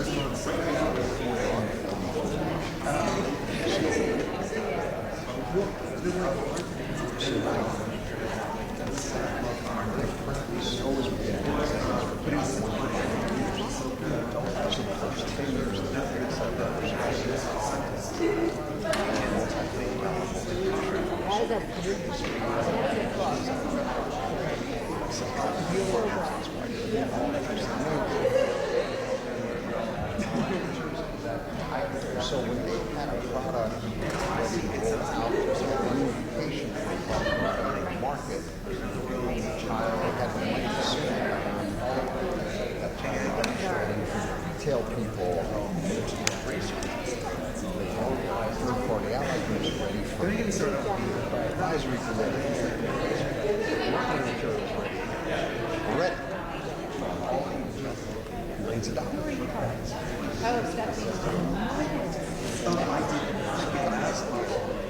Psychedelic space. They ain't got it. So, only one company can tell that is in that category.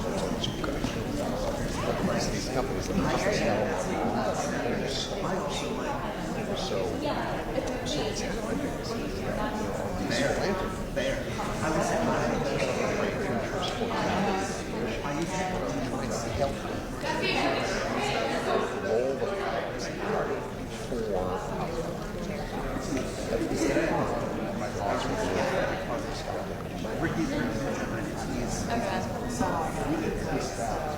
plus because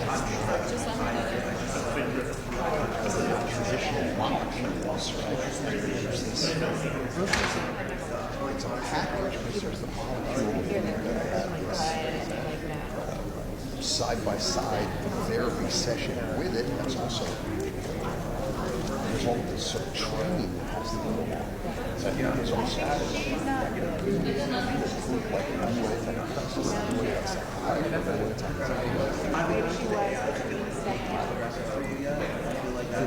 psychiatrists that are going to prescribe it.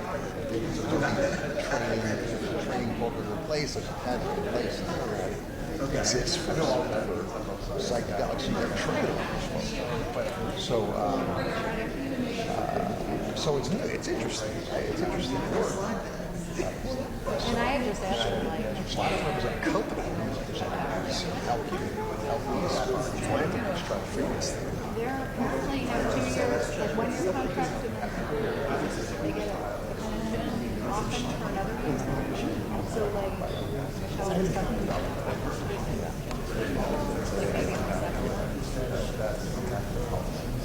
Yeah.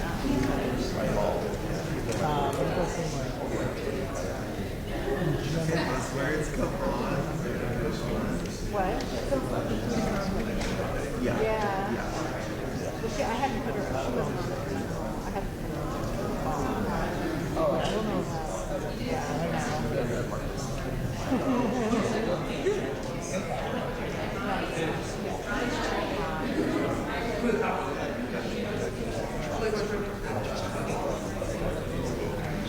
that was easy. Rich Cleveland. Yes, he did.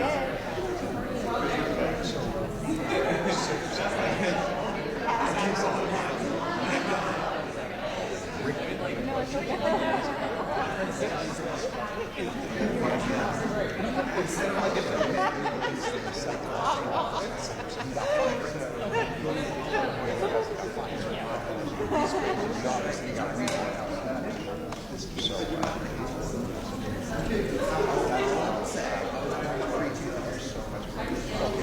And I'm so the long ball. okay, wait, that's good that I did like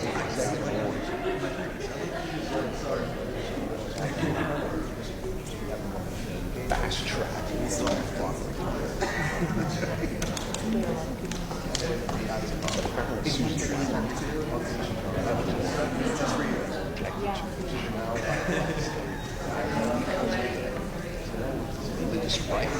She just hired our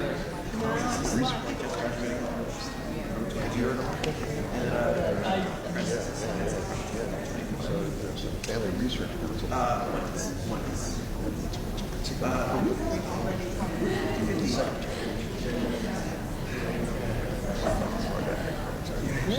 You're cool.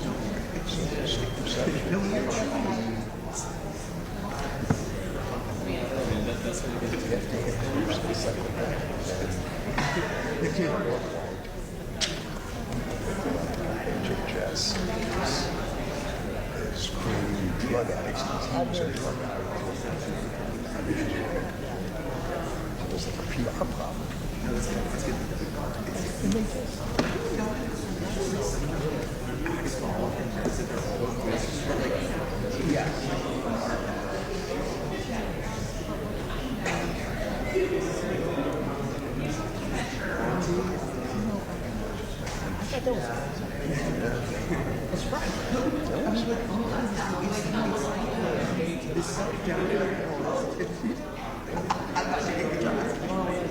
You know where that came from? I didn't know. But I think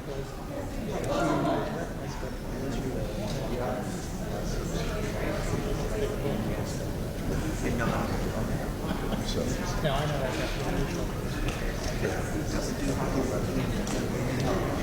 That was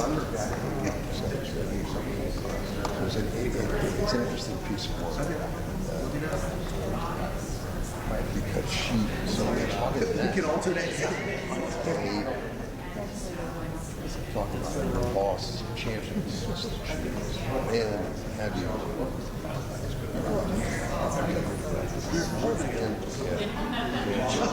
Or and problem. I was going to say.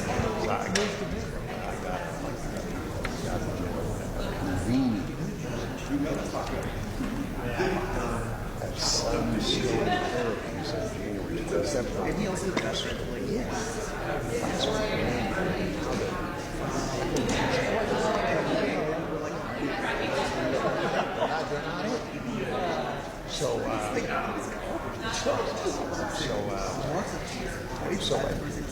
yeah. We're like, no, it's like apparently like in Canada, as we're talking, like just like walks away. Oh yeah, no, we gotta come to this.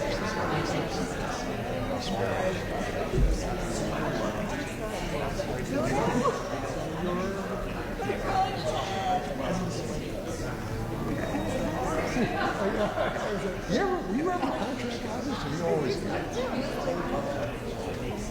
Contract routing.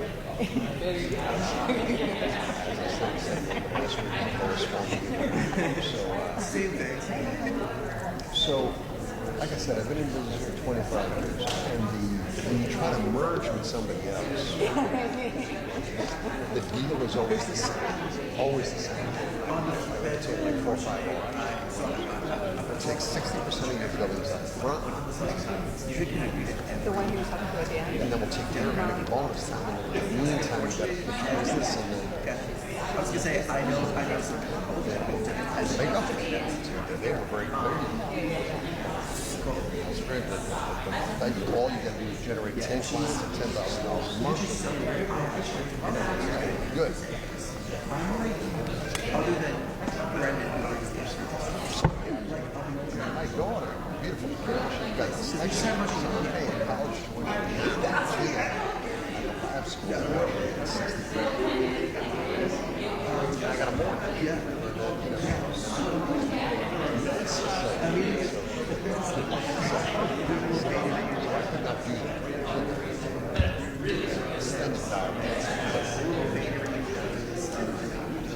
So what do you can say? Just move in. Merge. Move in. You have my number, my email. So I'm there's a name in the place, right? So you want to go partner with their website. So I pitch business for them. My consulting services still exists. We still bill our clients as we do. But I pitch casinos for them.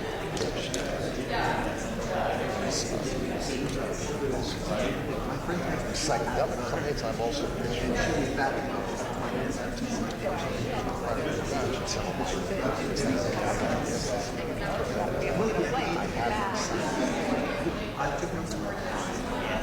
suing on behalf of my own firm. So I said, both. And I'm paying them out $7,250 a year. So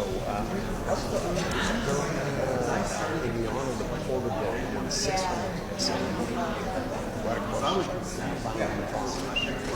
So then I'm in the RP. The RP is in the so for-profit client, I take them to farmers, and the for-profit client, I take them to RP.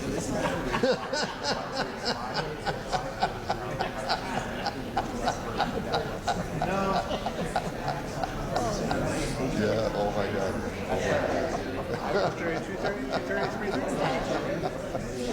So that's how it works. I know. How did they actually get there? So here. I mean,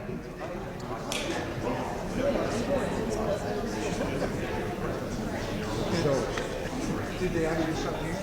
they brought me in. You never did? Oh, yeah. It's right here. Yeah. Did you get to anything else in the So who was supposed to be?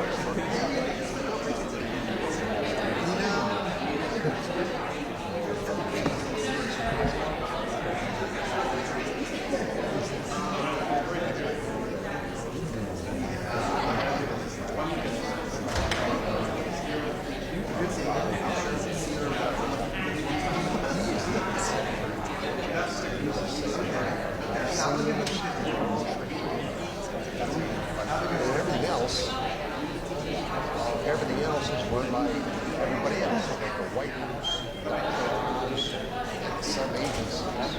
And then they tell him later that they tell the secretary later. And that includes mental health. So Supreme Court doesn't mean I don't get anything. Zero, zip, nada.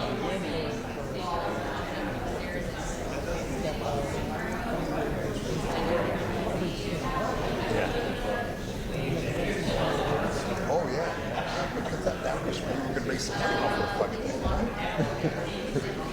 That was the idea.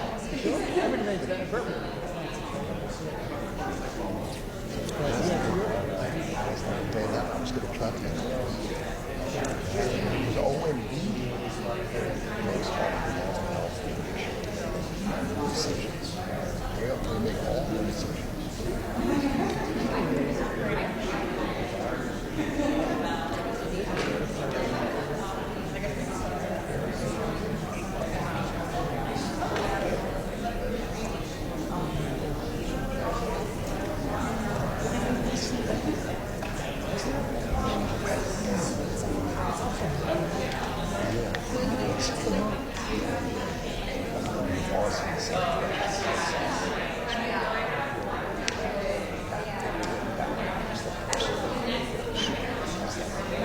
That's the mama stuff.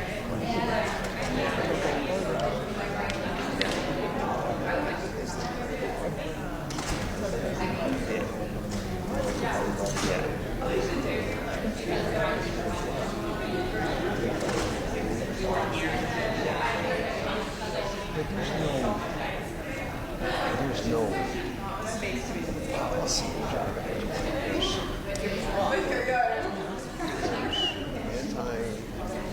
SSRIs, surveillance, and then G investigations, and FDA investigations.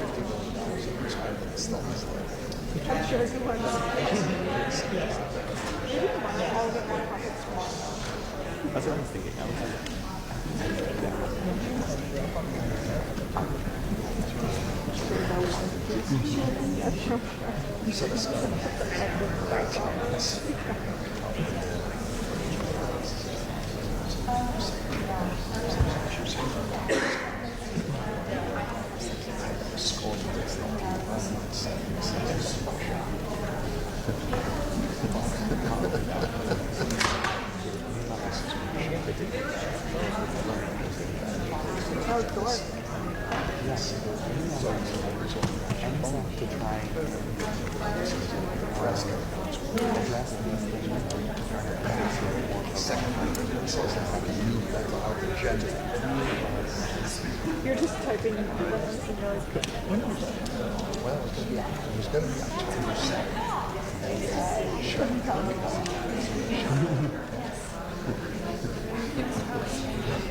Now it's going to be rescheduled. Who knows when that's going to happen? But I will tell you.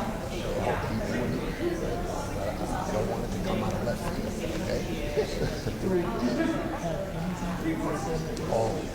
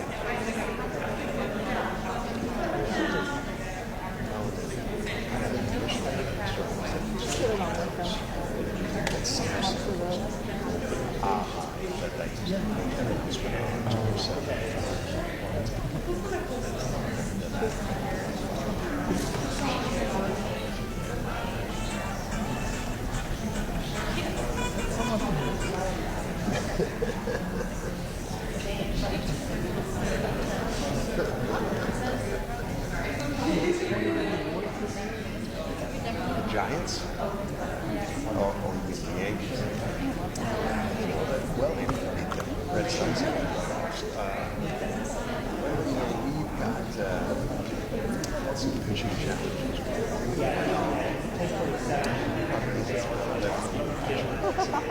These two playoff stars, we probably need a third starter in there.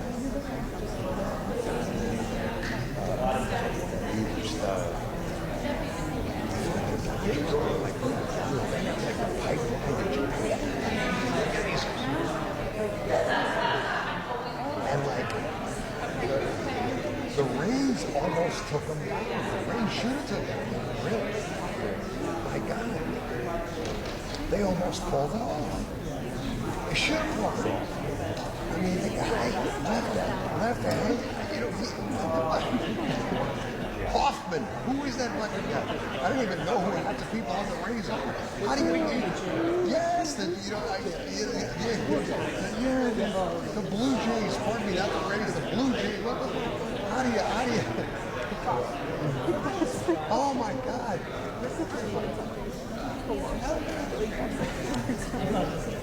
It's bad. Oh, yeah.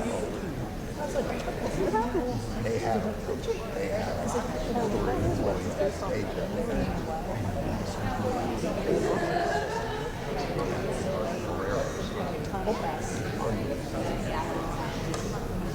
They can't possibly.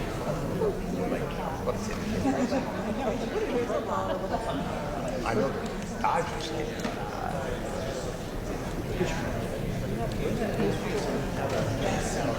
Oh man, and then, but in the ninth inning,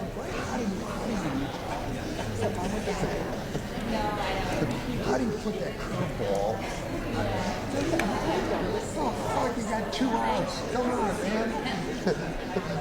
Because like I'm an American League guy, you know what I'm saying? I mean, I was not, you know, I'm not rooting for the fucking.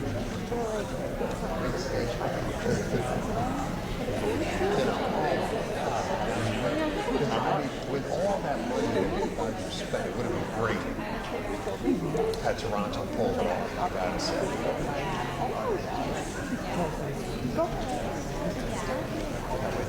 Yeah. Why did the Red Sox? They traded him to the Dodgers, right? Why did they do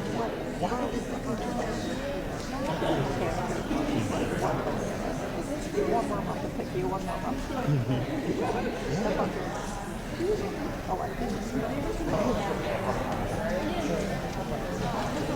Yeah.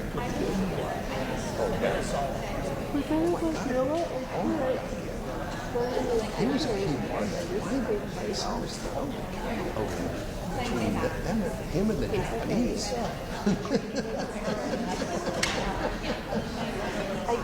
I'm not sure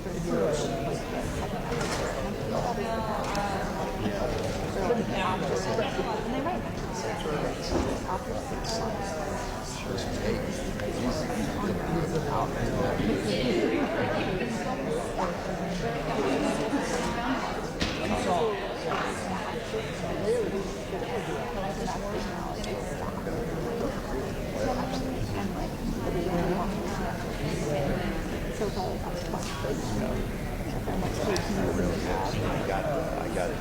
You know what?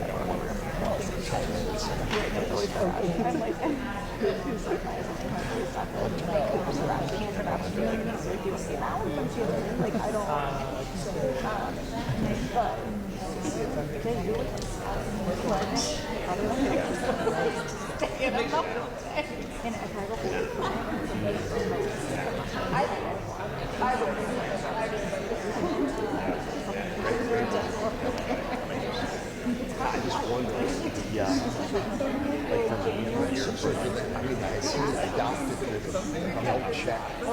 Stop, you know. And then we did like for job. Yeah. The system is not built. Yeah, exactly.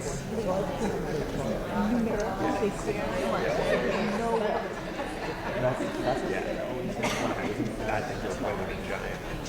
As a student, they check it. It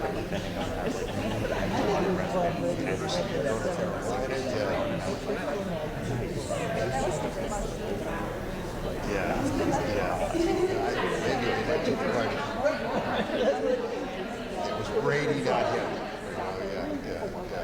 Right. But he was some brilliant coach. I don't know.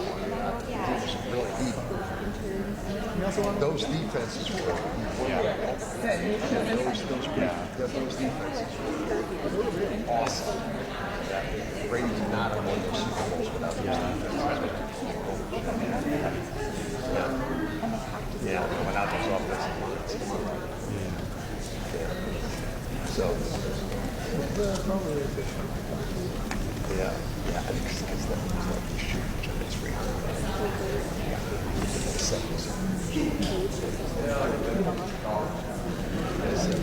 He shot.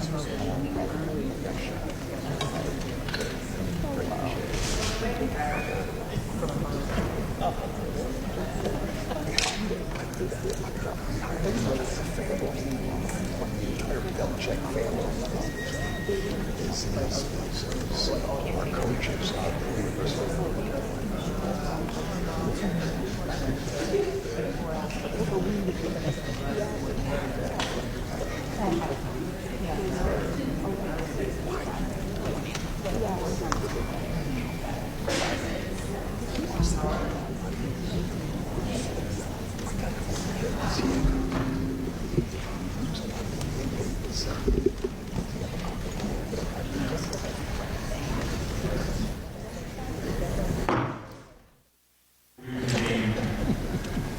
We now recognize the ranking member of the full committee, Mr. Malone, for his 5 minutes of question. Thank you, Mr. Chairman. With America's ongoing mental health crisis, the last thing we need is another technology that can cause harm. Unfortunately, the number of suicides and psychotic episodes that have been connected to the use of chatbots is a clear sign. We're already behind the curve on creating guardrails that protect users, and we do not fully understand how chatbots affect users and their mental health, and we need to learn more as quickly as possible. So I wanted to start with Dr. Torres.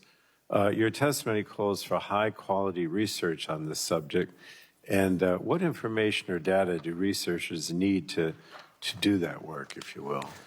Thank you for the question. I think if we look back at, again, the impact that social media has had on the population, we know that the one thing that researchers and regulators never had was full access to the data. We never had transparency of the data. I like to imagine it. We're trying to understand what's happening through looking at shadows and patterns of shadows. If we can have full access to the data in context understanding, I think that we can make progress rapidly in making it safer and better. I think given that these are probabilistic models, at the core, we can never guarantee safety.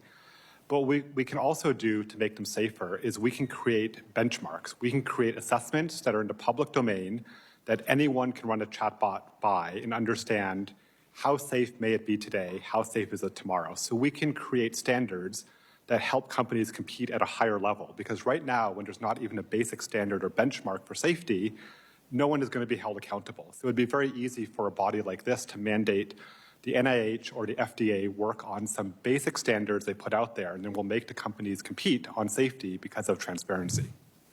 But you mentioned NIH, but we've also already seen dramatic cuts to NIH funding for research across the board. So have funding cuts made it more difficult to study the effects of AI chatbots and to attract and retain researchers? Yes, I've personally seen colleagues who are not interested in careers in public service or research recently, and I think it's desperately important that we fund the NIH, especially the NIH and other branches doing this work, so that, again, industry can benefit from this research, public can benefit from the trust. I think that investing in NIH is going to be a win for everyone in the space. Well, thank you. I wanted to ask Dr. King about some privacy concerns for users of chatbots, some of which are still emerging as chatbots become more ingrained. So, Dr. King, in addition to comprehensive data privacy legislation, are there additional steps that Congress should consider to address privacy risks from chatbots, if you will? Yes. In addition to providing the American public with data rights, as I mentioned earlier in my testimony, having more transparency into the entire chain of data that's used for development, I think is also necessary and is a bit external to just the core data privacy rights discussion that we typically have.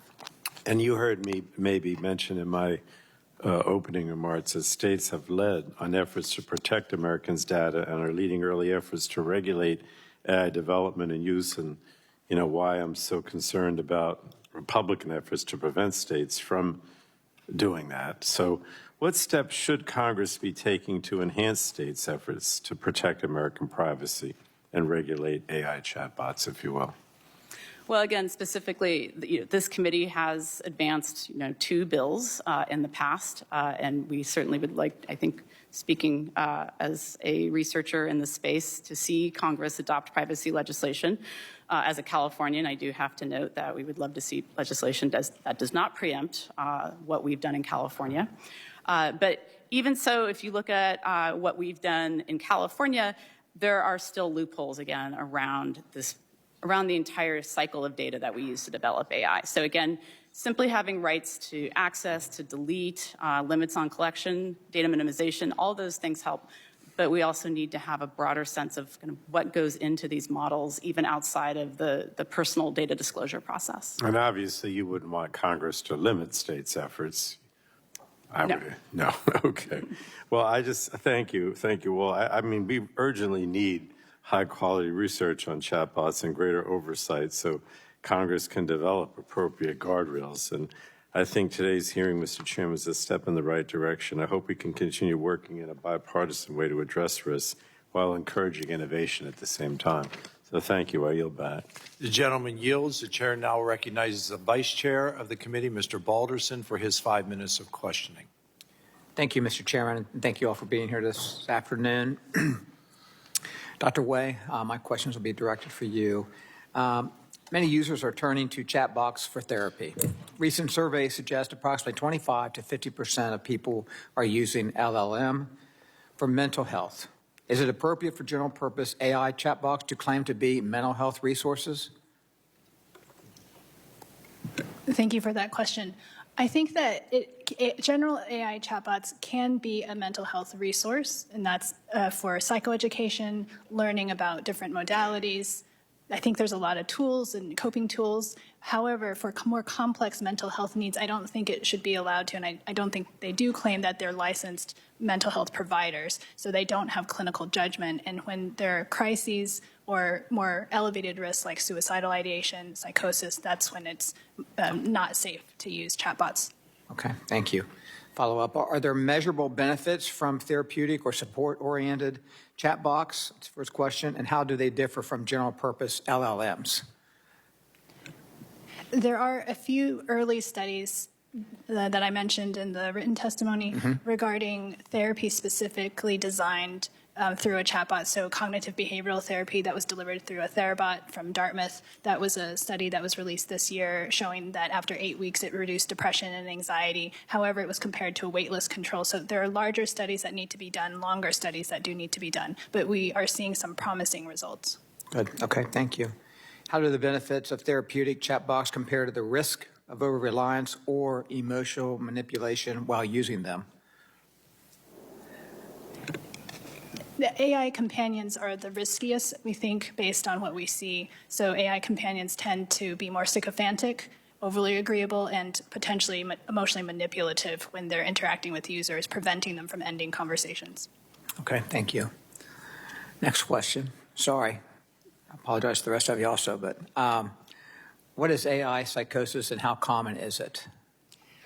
So it's not a clinical diagnosis at this point. It was reported cases in the media of adults, teens who start to have a break with reality while they're using AI chatbots. And we don't really know whether or not AI chatbots are causing this or that they just happen to be worsening, fanning the flames of psychosis. So a lot more research needs to be done about this. We don't know a whole lot about it at this point. And we don't know the rates, although some platforms have released their internal data, but this is why transparency would be super helpful. We actually don't know the rates in most cases. Are there specific characteristics of AI chatbots that make them objects of psychotic delusions? Yes, so they found 3 patterns. One, where AI chatbots will claim that the user has discovered something really important, so grandiose delusions, making the user feel like they're godlike or have special powers. Users also start to develop romantic delusions about chatbots, so that's a problem. And then also, some people start to feel like AI is godlike. So that's where some of these disclosure requirements saying that, oh, you're AI, not human, I'm not sure it's going to intervene in those type of circumstances. Okay. A recent study shows that approximately 1 in 10 parents with a child age 5 to 12 say that their child uses AI chatbots. Some chatbots offer parental controls, but there are questions surrounding whether those are effective enough. In your opinion, are existing parental control features adequately protecting children from harmful interactions with AI chatbots? I think seeing more parental controls, it's really important, but we don't know yet whether it's enough of a layer of protection. I certainly think it's a helpful added layer of protection, but we may need additional default safeguard and safety measures, especially crisis protocols need to be in place, measures that stop the chatbot from discussing suicide methods or high-risk questions. Okay, thank you. That was going to be my follow-up. But thank you very much for your time, Mr. Chairman. I yield back my remaining time. The gentleman yields. The chair now recognizes the gentlelady from Colorado, Ms. DeGette, for her 5 minutes of questioning. Thank you so much, Mr. Chairman. So about 1 in 6 adults use AI chatbots at least once a month to find health information and advice. And even more people under 30 use AI chatbots for health information.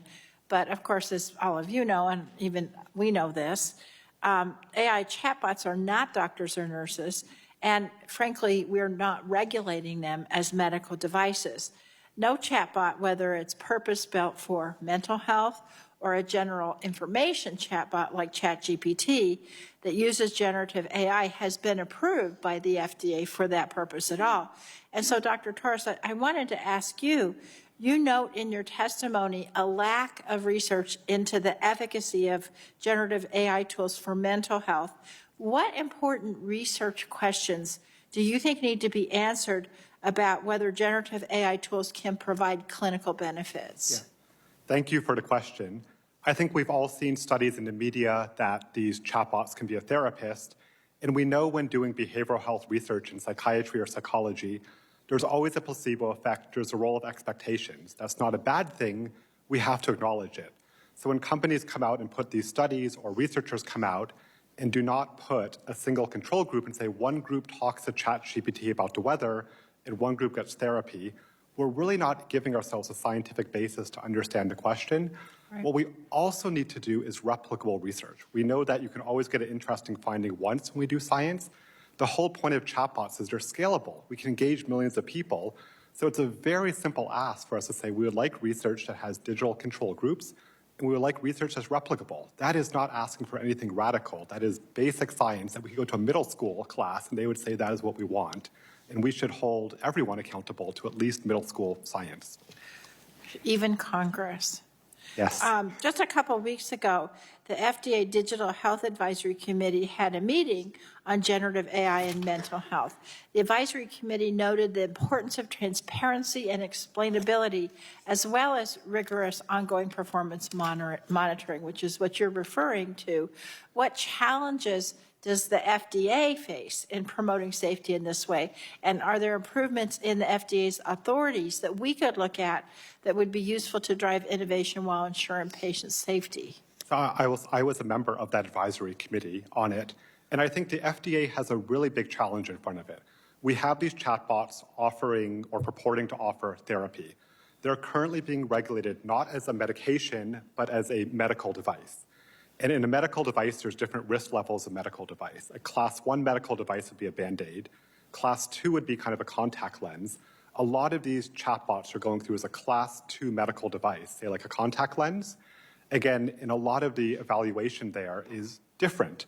What we kind of thought about to make medical device regulation for pacemakers or contact lenses is completely different than a conversational, interactive tool that works with you. So I think what we really have to do is think about a new type of regulation. And several years ago, the FDA proposed a pre-certification model. It was sunsetted, I think, in 2021, but it was a more life cycle approach to regulation. And I think the reason that the FDA had to sunset the pre-cert model was they did not have the authority from Congress to regulate in a new way. So I think that you actually have the key power to let the FDA do the job they want to do, but they are going to need new power from you because else they're going to be trying to fit AI into a contact lens. Well, exactly right. And we're going to need help from folks like you to help us figure out what that looks like. Very briefly, Dr. King, I want to talk about patient privacy safeguards. ChatGPT and other general information chatbots don't have to comply with HIPAA. Is that correct? That's correct. And what dangers are there in disclosing sensitive health information to a general information chatbot? So two, I would say offhand. The first is that the company that collects that data may repurpose it for other uses, including targeted advertising, for example. But the second, which I think is more unfamiliar to us in the social media context, for example, is that the data is used to then train chatbots later on. And so from the study I did recently, we really don't understand right now to what extent the companies are potentially cleaning that data before it is used for retraining. And there is research demonstrating, including research by employees of the large companies, that chatbots can memorize training data. Thank you. Thank you, Mr. Chairman. I yield back. That was very helpful. The gentlelady yields. The chair now recognizes the gentleman from Texas, Mr. Weber, for his 5 minutes of questioning. Thank you, Mr. Chairman. Thank you all, panel, for being here. I've got some really interesting questions. So between the three, we'll go one by one. So do y'all spend a lot of time in chatbots? Let's start with you. I do. I find AI chatbots, general purpose ones, very useful for work, for research, although you do need to check the facts often. Okay, well, I don't mean to pry, but would you say that's 20 minutes a day or an hour and a half a day? Or? I don't use prolonged use, so I'm not using it as an emotional support, but I'm more using it for research, so it can be maybe a few minutes every few hours. Well, let me give you a hint here. If you need emotional support, don't come to Congress. I'm telling you, you don't ever want to run for Congress, right? Doctor, I'm going to come back to you. Same question. How long do you spend? Probably about 20 minutes. I will say in our research and our team, we do a lot of simulation with these chatbots. I won't count that. We run different theoretical cases. We don't put patient data in, but we test how they respond to different cases, and then we ask them to do it many millions of times to see how they respond. So you run a simulation, you said. Describe that for us.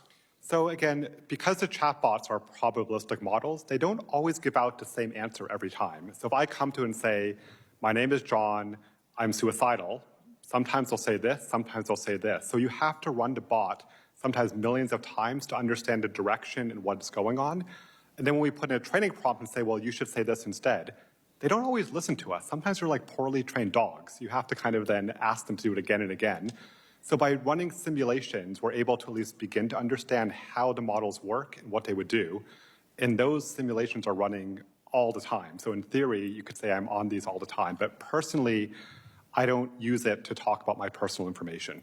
So when you looked at that and you say they run this, that program, and they don't always do the same thing at the same time, does somebody monitor what the different responses are to the same question? So we have a dedicated team of researchers and volunteers, and we actually tried to look at it. How many people is that? Probably about 20. And it takes a long time to read them and code them. What happens in a lot of research papers now is something called LLM as judge. And so what they do is they actually have the large language model read all those outputs and try to code it, which is a little bit ironic. You're trying to say, is the LLM good? You're saying, well, let's let the LLM read it all and decide whether that response is appropriate or not appropriate. So anytime you see the word LLM as judge, I would be careful or say we should at least have a human reading it and checking over it. Fox Garden, the hen house. Dr. King, how about you? How much time do you spend? Very limited. I have found generally for research purposes that they're not particularly reliable, and they often give me incorrect citations, for example. You found for research purposes they're not particularly reliable? Yes. They what aren't reliable? Chatbots, in terms of the outputs they give me. If I try to do a search or use a chatbot to, plumb more papers in a particular area, I have found that they generally just fabricate the titles and they don't produce outputs that I can rely on for my work. So there's nobody watching this process. I'm focused on kids, of course, first and foremost. or somebody who's suicidal, anybody that would need help. There's really nobody watching those kinds of replies to see, to categorize them, catalog them, or to act on them. Is that accurate? Not necessarily in real time per se, but we did pass a recent bill in California that, while I actually am not sure if it has gone into effect yet, we have seen that some of the major chatbots now, when you use terms that suggest suicidal ideation, now instantly forward, make the response that you should contact a crisis text line, for example. Do we know, for example, chatbots, plural, how many bots are there? I mean, per foundation model developer, or? Yeah, I mean, just how many do we know? Is there a certain number? Is it 20? Is it 2020? Do we know? I mean, I think there are the major foundation model developers that all produce their own, and then we have lots of smaller developers that create very purpose-specific ones. I don't know what the current numbers are. Is there someone, should there be someone, the three of you, should there be someone that actually is tasked with that charge to pull those all together and come up with a number? Should there be a team, a focus group, or something that does that? I mean, I feel like in past policy discussions, there have been questions as to whether we should have inventories of foundation models, for example, especially when we consider, existential risk questions. So I think, reasonably, we could also wonder whether chatbots need to be cataloged in some way. Yeah. Okay, I appreciate that. I yield back. The gentleman yields. The chair now recognizes the gentleman from New York, Mr. Tonko, for his 5 minutes of questioning. Thank you, Mr. Chair, and welcome to our panel. AI chatbots come with bold promises about their potential benefits, but as with any powerful new technology, they also carry real risks, and chatbots are no exception. Those risks are no longer hypothetical. Last week, the Washington Post published an article on how users and chatbots interact. Reporters analyzed logs from nearly 50,000 ChatGPT conversations and found that the chatbot would often tell users what they wanted to hear and kept users engaged by creating emotional bonds. In one of the analyzed chats, a user appeared to have become suspicious of the chat responses and asked ChatGPT whether it was a PSYOP disguised as a tool and programmed to be a game. Yes, ChatGPT replied, a shiny, addictive, endless loop of, how can I help you today? Disguised as a friend, a genius, a ghost, a god. This response may be an outlier, but is troubling enough to warrant serious scrutiny of the design goals behind these systems. Now, I ask, Mr. Chair, for unanimous consent to enter that Washington Post article into the record. Without objection, so ordered. Thank you. So, Dr. Toros, your research touches on how users and chatbots interact, particularly when it involves topics like a user's mental health. What are some of the dark patterns of addiction that researchers are finding as they study how users interact with chatbots? So I think, Mr. Talk, as you said, we're finding that these can be addictive to some people. That is the key word. In part, again, we're worried about people developing psychotic-like reactions, but there's clear evidence that some people develop addictions to them. And again, addictions come with neglecting responsibilities, duties, families, school, and work. Again, so that may just be that you're not sleeping well, you're not able to keep your job, you're so engaged in these things. And I think that we have always seen technology addictions before. It's not a new thing. We've probably all known people who are addicted to their smartphones, to video games. That's fine, but we have probably something that can be addictive. And we've seen in the past, right, bodies like Congress have taken action to help with addictions, to curb addictions. We've seen the wonderful work that kind of came from legislation to help with smoking. I'm not saying that chatbots are like smoking, but we can certainly say that there are some people who are more vulnerable, who are at higher risk. We've talked about those populations. And again, there need to be some special protections or considerations. I do think, again, the companies don't want to harm people, but they could use help in going in the right direction. Mm-hmm. And again, Dr. Toros, are there specific parts of chatbots' design that appear to contribute to those patterns? I think one would be social substitution. In some ways, a chatbot can substitute for having a social relationship, for meeting people. We've talked about that. One can be confirmation bias, as we've heard about. It's very nice to be told you're right and always doing well when the real world may tell you otherwise. One is we have seen these models themselves hallucinate and blur the line between reality and what's not real. And the fourth is, right, sometimes people who are in a vulnerable state, you want to assign agency externally. You want to have someone else that has the answer, and the chatbots say that. So I do think that in some ways the chatbots are primed to prey on some of the psychological vulnerabilities of people who may not be feeling well at that moment.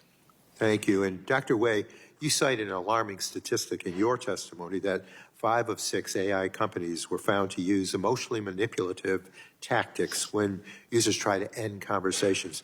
What can be done to prevent this type of coercive business practice?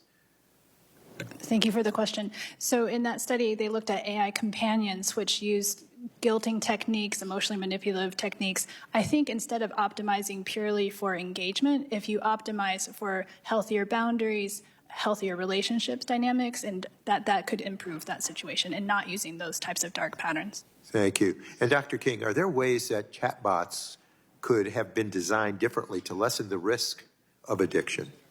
Absolutely. And for one thing, we've seen more or less a live experiment with OpenAI and ChatGPT as it moved from Model 4.0 to 5, which they tried to turn down the sycophancy in that model, and a lot of users actually pushed back because they did enjoy being told that they were right quite often. But it just kind of demonstrates that when you make these tools maybe more factual, less emotional, drier in their responses, people do react differently. And of course, some are motivated by the sycophancy that they demonstrate, but we have to really question whether that is how we should be delivering information to people. Well, let me just say, I think user safety must be at the center of any new technology, and we cannot allow tools meant to help people to instead manipulate, hook, or harm them. So with that, I thank you and yield back, Mr. Chair. The gentleman yields. The chair now recognizes the gentleman from Alabama, Mr. Palmer, for his 5 minutes of questioning. Thank you, Mr. Chairman. It's been widely reported about a case in Texas where an autistic child was encouraged by Chatbot to commit violence against their parents. What liability would a platform have if they have not taken steps to correct something like that, and in the future someone actually carries out violence? Dr. Wee? I think that there's different claims that plaintiffs can make depending on their state. What's interesting is that product liability might be able to be extended in some states to AI chatbots. I don't know if that's possible in Texas, but a failure to intervene, I guess it depends on whether or not it would be a reasonably foreseeable risk at this point. Well, given that this is widely reported, I would think that every platform would be taking steps immediately to make sure that that didn't happen again. And if they didn't, I mean, I could see criminal charges being brought that you're that lax in allowing something to happen like that. Let me ask another question. Do generative AI systems go beyond what would be deemed appropriate in collecting information from consumers? And by that, we all are, we're all familiar with Siri and Alexa, and I know that these AI platforms, chatbot platforms, can listen to conversations. They could be listening to a conversation between a husband and wife or business partners. Do they collect that information? I believe they do, and I think one of the hard things is that they're built to really befriend you, so the sycophancy issue and getting emotionally close. So not only is it just, Siri doesn't seem as sticky as you might call it, but chatbots are very interactive and what's called sticky, which is like emotionally engaging. So that's not what I'm asking. I'm asking if we were just having a conversation and we were not aware that the platform, that the chat box is listening and recording, because in some states you have to have permission to record. In Alabama you don't, but in Washington, D.C., you have to have permission. So isn't that problematic as well? Maybe the other panelists can speak more to this. I don't know of AI chatbots passively recording in the room audio, but maybe. Dr. King?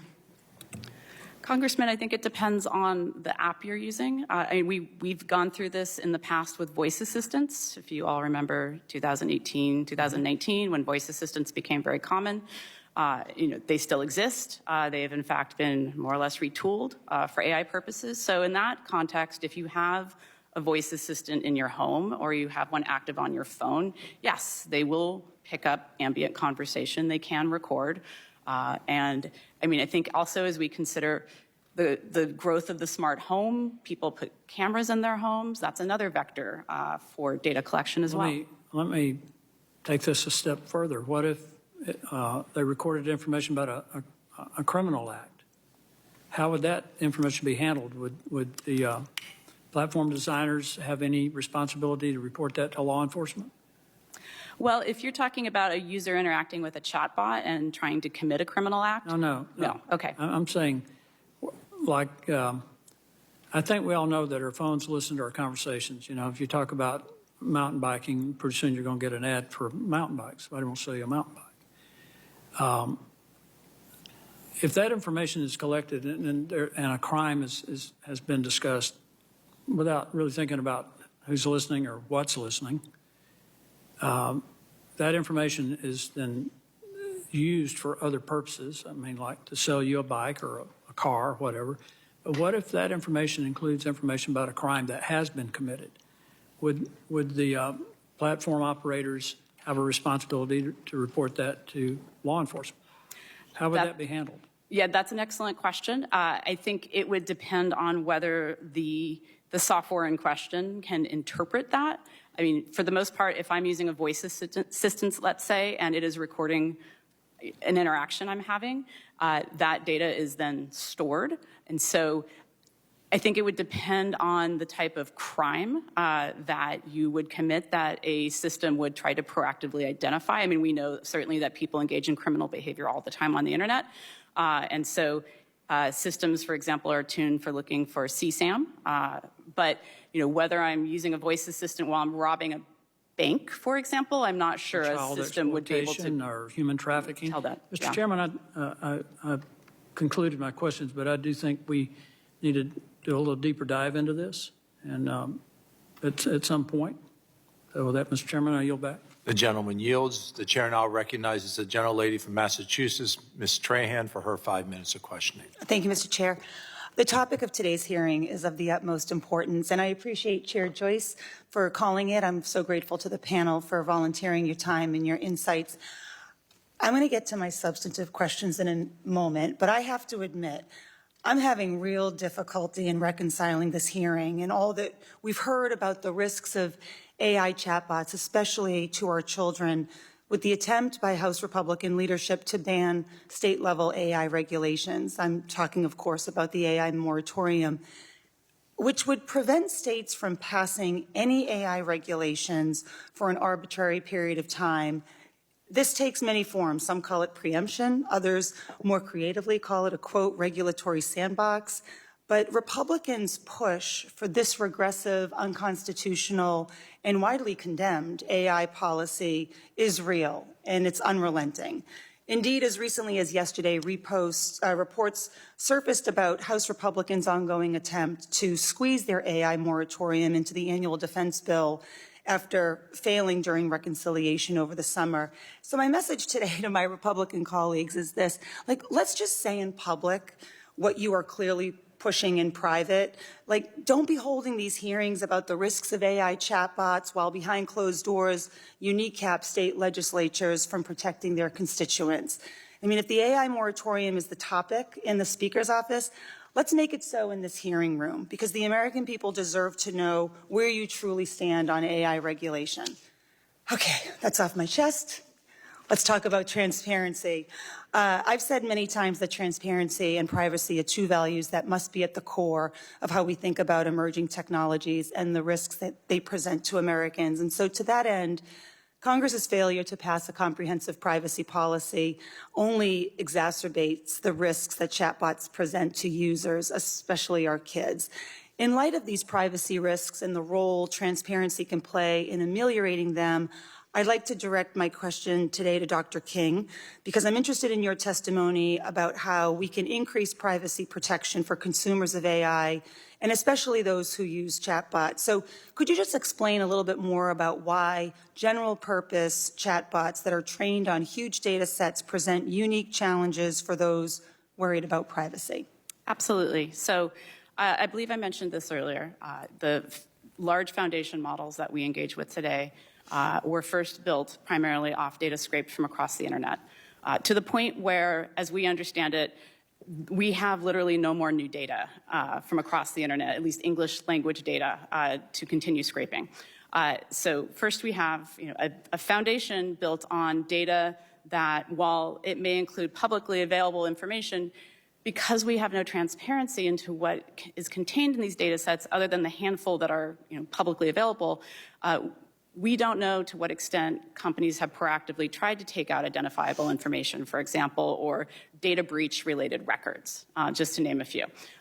So that's our foundation. And then as we interact with these chatbots, the concern, again, is that we are disclosing far more personal information in these exchanges than we may have, let's say, in web search. I often use web search as a good comparator because I think information seeking is one of the more common uses of chatbots. And so we see people searching for information in the same context as they have just in search without kind of AI additions.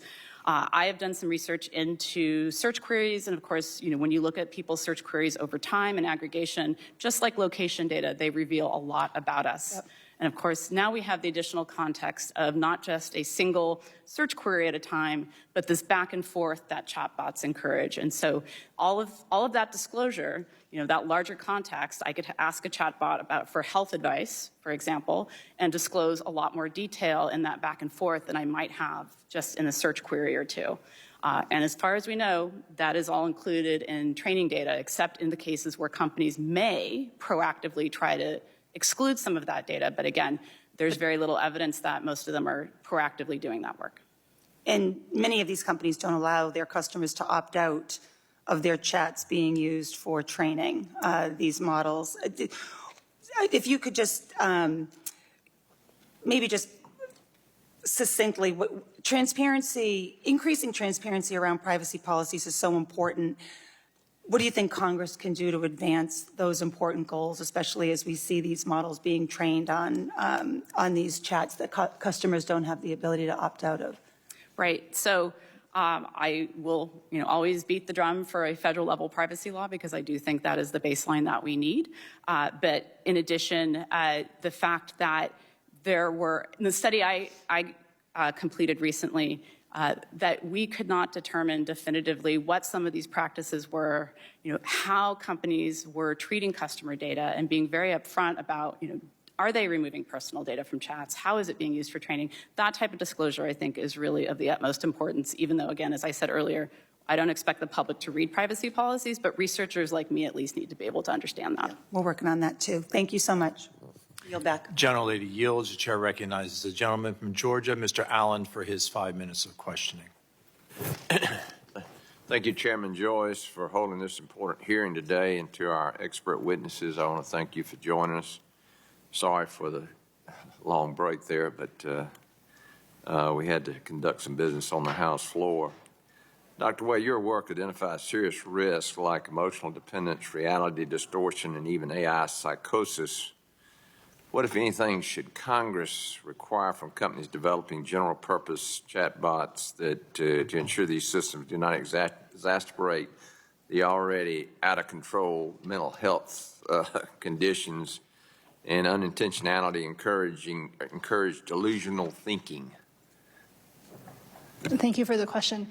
I think having more information is key here. So being able to require transparency from companies regarding what are the rates of crises, what kind of crises protocols are in place, how are they handling them, how much are people actually having reality testing issues when using it. We don't have access to this information, so first step would be that. Dr. Torres, we've seen cases of teens who spend hours a day on AI chatbots. While some of these conversations are mundane, Early examples that engaged in topics related to self-harm and sexualized material. A growing number of teens becoming emotionally dependent on these.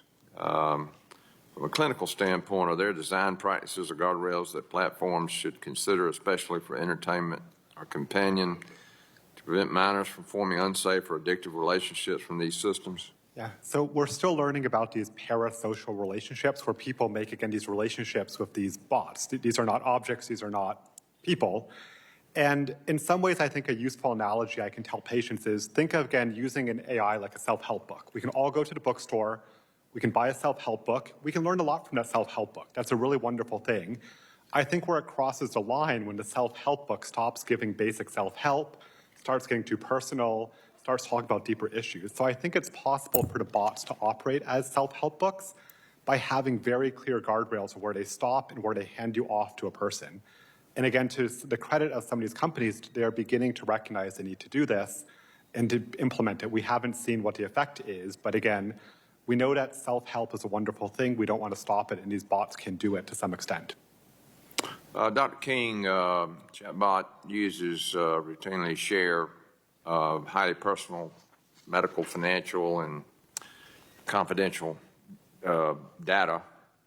What types of data handling disclosures, limits, or prohibitions should Congress consider to prevent misuse of this sensitive information, especially when minors or vulnerable adults are involved? So, we have law in California that puts limits, or at least puts notice on the collection of sensitive personal information, things like location data as well. I mean, I think those should be models for anything that Congress considers. A general approach to data minimization, that companies should try to narrow the scope of the data to collect for things that are actually needed for the purpose that they are processing. That obviously is a very, I think, going to be a very interesting issue in the chatbot space. And just with AI in general, because of AI's intense demands for data and the desire for companies to reuse that data over and over again beyond the narrow context in which they collect it. So there are some real challenges here, I think, as we try to consider what are good limits to put at a federal level.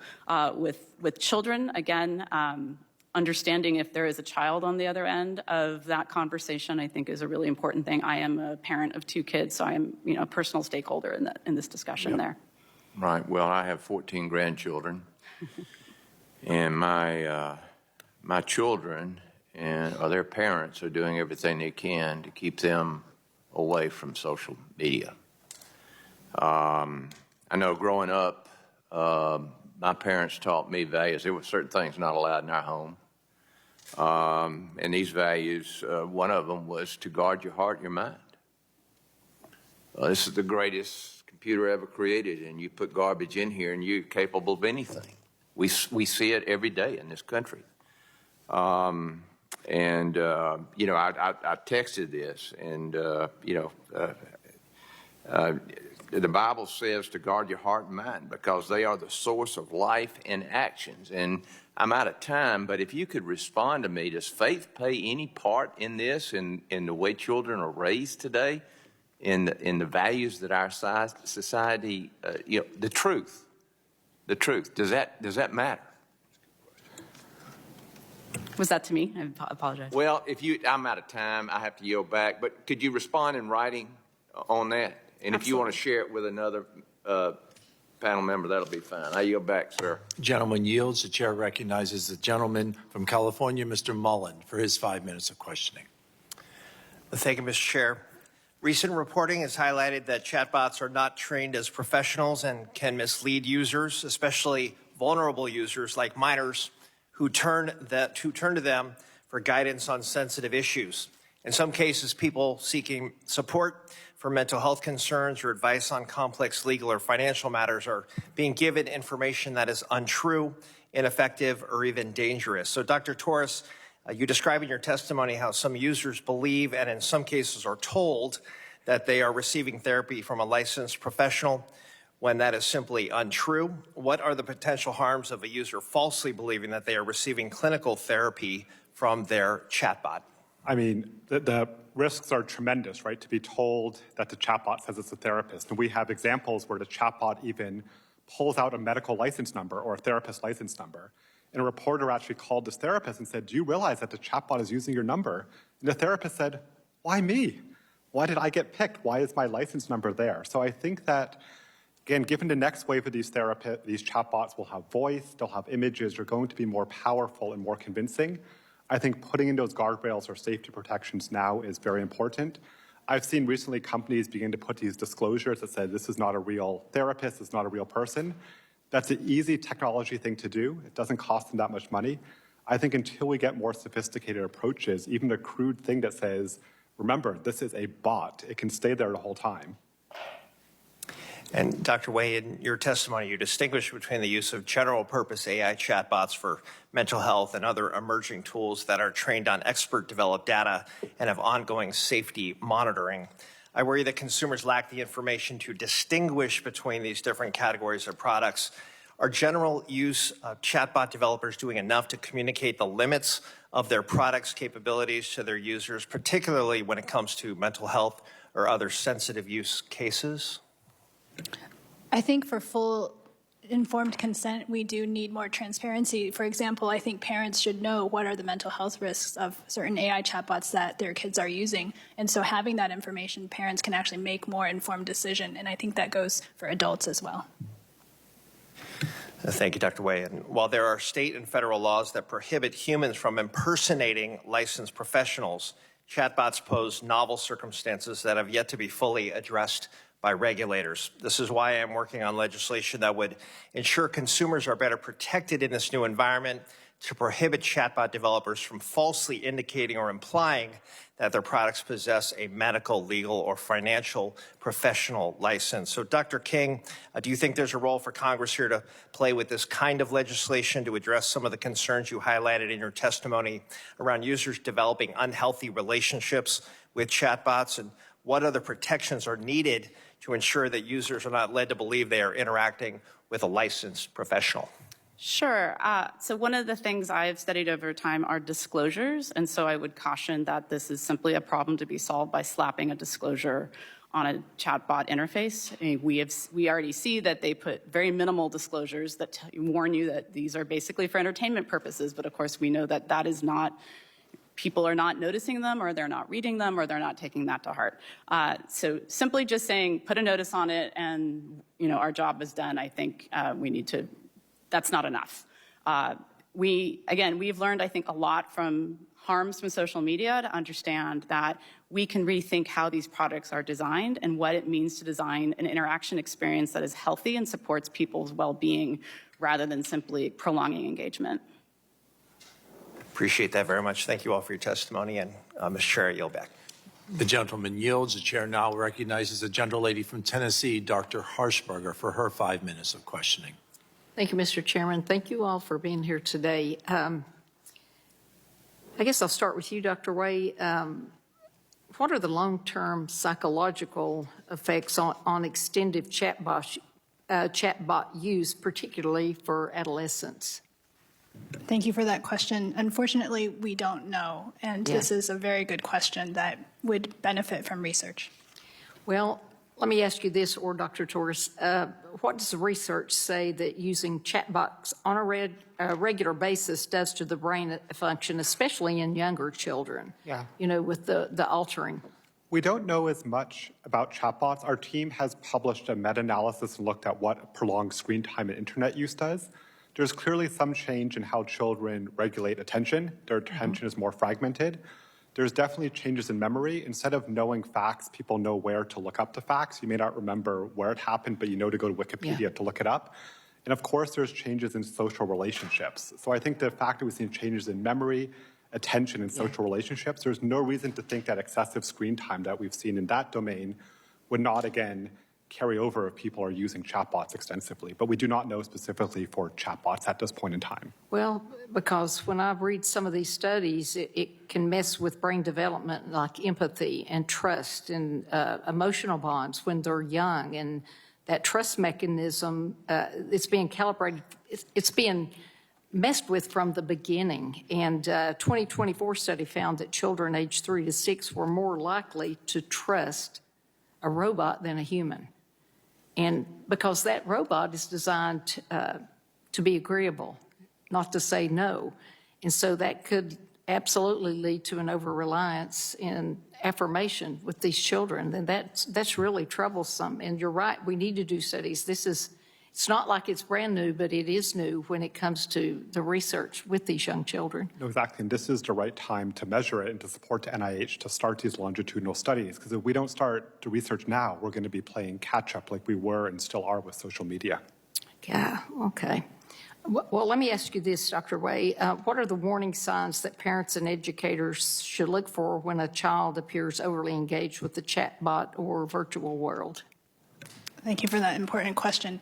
I let parents know to watch out for overuse. So if you're finding that your child is having trouble ending conversations, they're having prolonged conversations that are interrupting their sleep or their schoolwork, that can be one red flag. Also, if they are starting to withdraw from you or from their friends in real life, that could be another major red flag.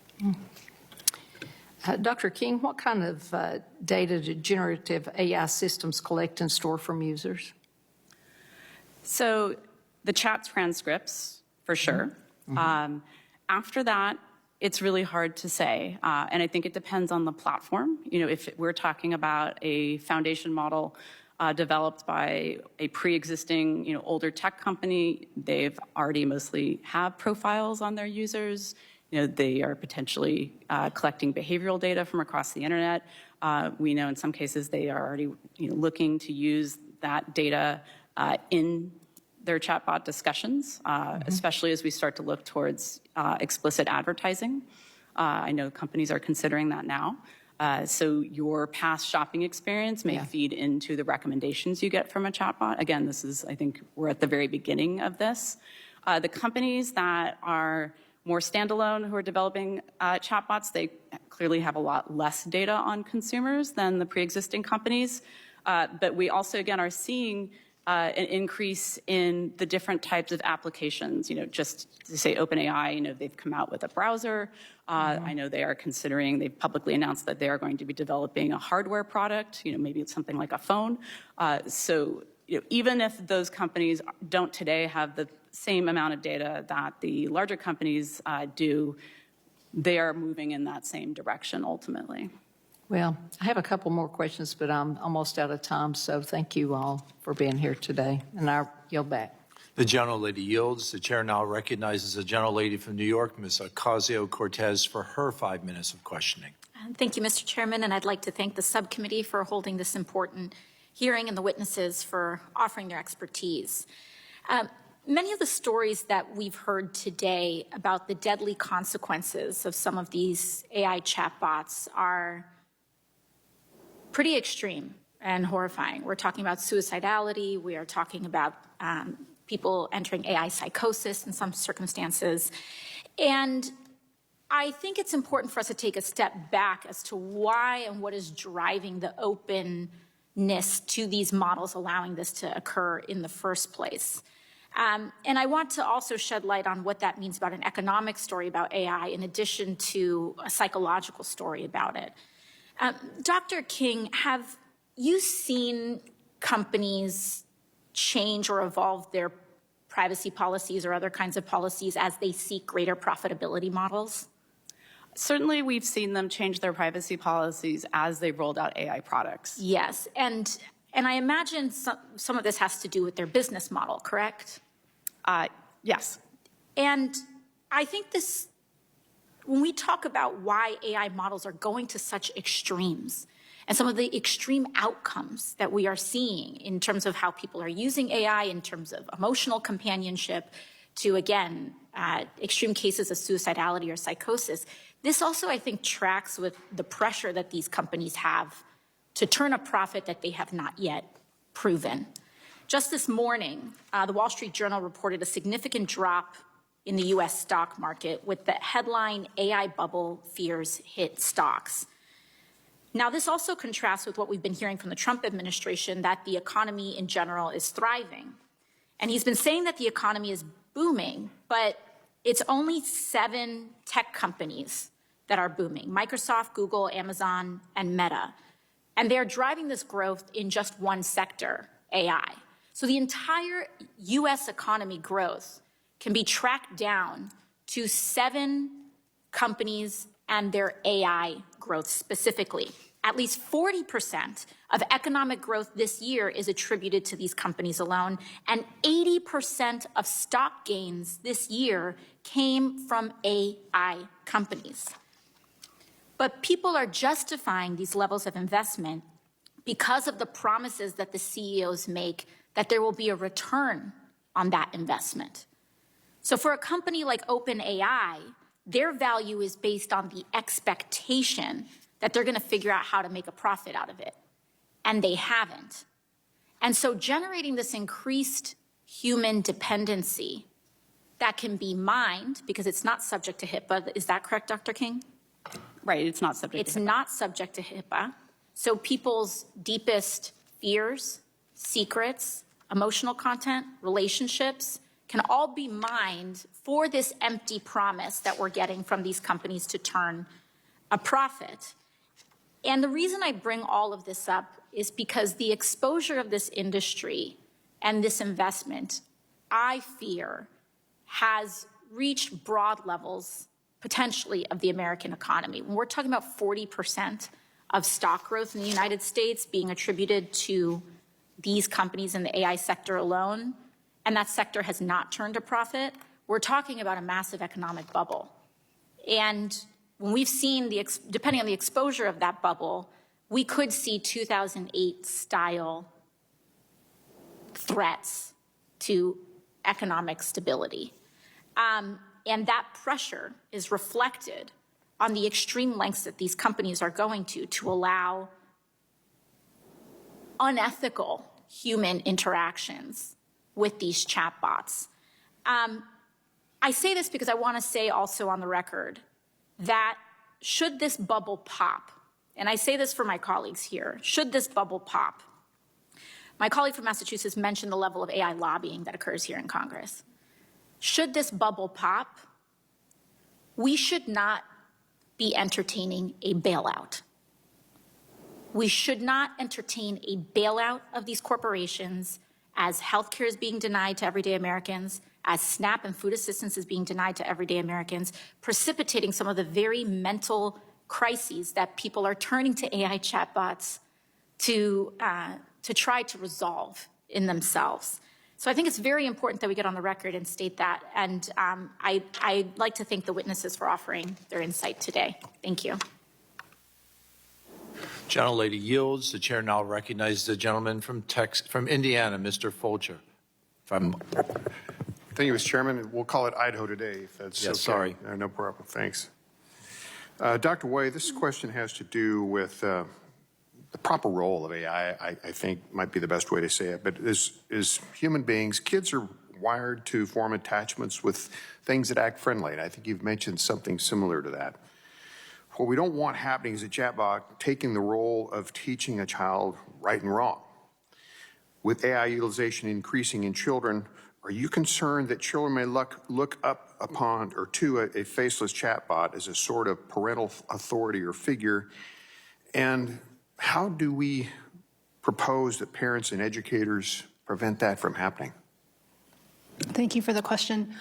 A lot of times, teens and children turn to AI chatbots first for homework or for useful purposes, and then it can shift. And that's where that shift is that concern that you raised, which I think is appropriate. We don't know the long-term effects of AI companions and chatbots in terms of emotional relationships. It's a frictionless relationship. It doesn't offer the same kinds of moral guidance like you reference or the complexity of human dynamics. So we still need to understand better how to help kids navigate that while still being able to use AI for good purposes. Like as a responsible parent, I could see that as a real challenge. Building on that, I want to talk about maybe customization of AI. And so as we've discussed, much of AI chatbot use relies upon the prompt. Users can tell a chatbot ahead of time to act as a psychologist or a friend, and they can even tell the AI chatbot to be hypercritical or agreeable to what they share And in terms of mental health or even criminal conversations with AI, this seems troublesome, at least to me. A domestic abuser, for existence, could, with the right prompt, get validation for their actions. From your perspective, how concerned should we be about the psychological impact of customization of these chatbots, and especially in the use of psychological help? There was a recent study that came out that showed that the AI chatbot will agree with the user 50% times more than a human over ill-advised decisions, so things like you described. So I think that there is a concern there for sure.